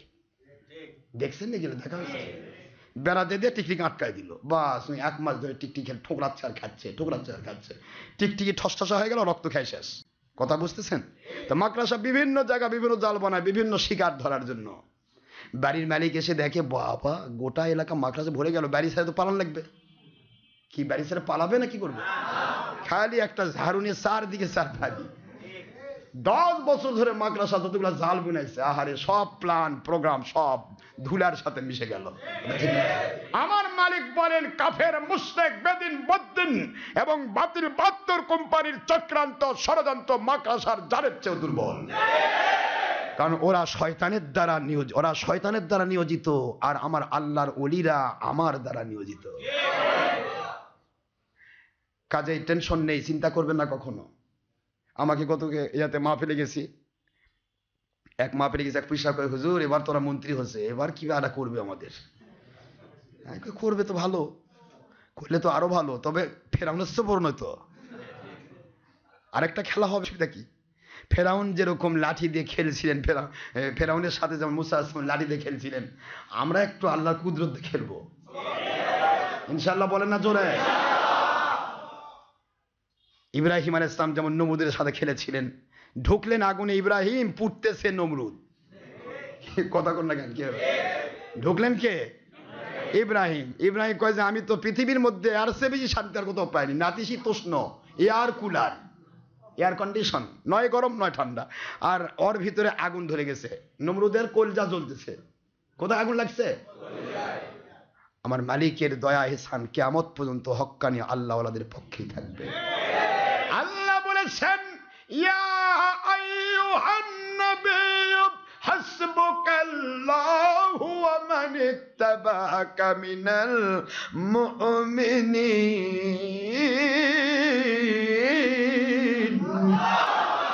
আয় আমার বন্ধু, আপনার জন্য আমি যেমন যথেষ্ট। দেখেন কি কথা, আখেরি নবী, দু জাহানের বাদশা বানাইছি, সেই আখেরি নবীর জন্য আমি যেমন যথেষ্ট, আপনাকে যারা মানার মতো মানবে, ও মানিত্তাবা আনি নয়, যারা আমি আল্লাহকে মানবে তা নয়, ও মানিত্তাবা আল কোরআন, যারা কোরআন মানবে তা নয়, ও মানিত্তাবা আল হাদিস, যারা হাদিস মানবে তা নয়, ও মানিত্তাবা আকা, আপনাকে যারা মানার মতো মানবে, ওরাই তো আমাকে মানলো, ওরাই তো কোরআন মানলো, ওরাই তো হাদিস মানলো, ওরাই তো ইসলাম মানলো। ও বন্ধু, ও মানিত্তাবা আকা মিনাল মুমিনিন, মুমিনদের ভিতর থেকে যারা আপনাকে মানার মতো মানবে, ওদের জন্য কিয়ামত পর্যন্ত আমি আল্লাহ যথেষ্ট।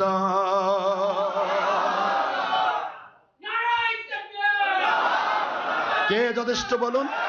কে যথেষ্ট? ভয় আছে? কেমন যথেষ্ট, কি রকম যথেষ্ট? তাহলে ধরতে গিয়ে যা ইচ্ছা তাই করা যাবে কি? ধরবেন এমন এক অলিকে, জান বের হয়ে যাবে কিন্তু 2 নম্বরই করবে না। যাই যাবে জানটাই, জানের চেয়ে ইমান বড়।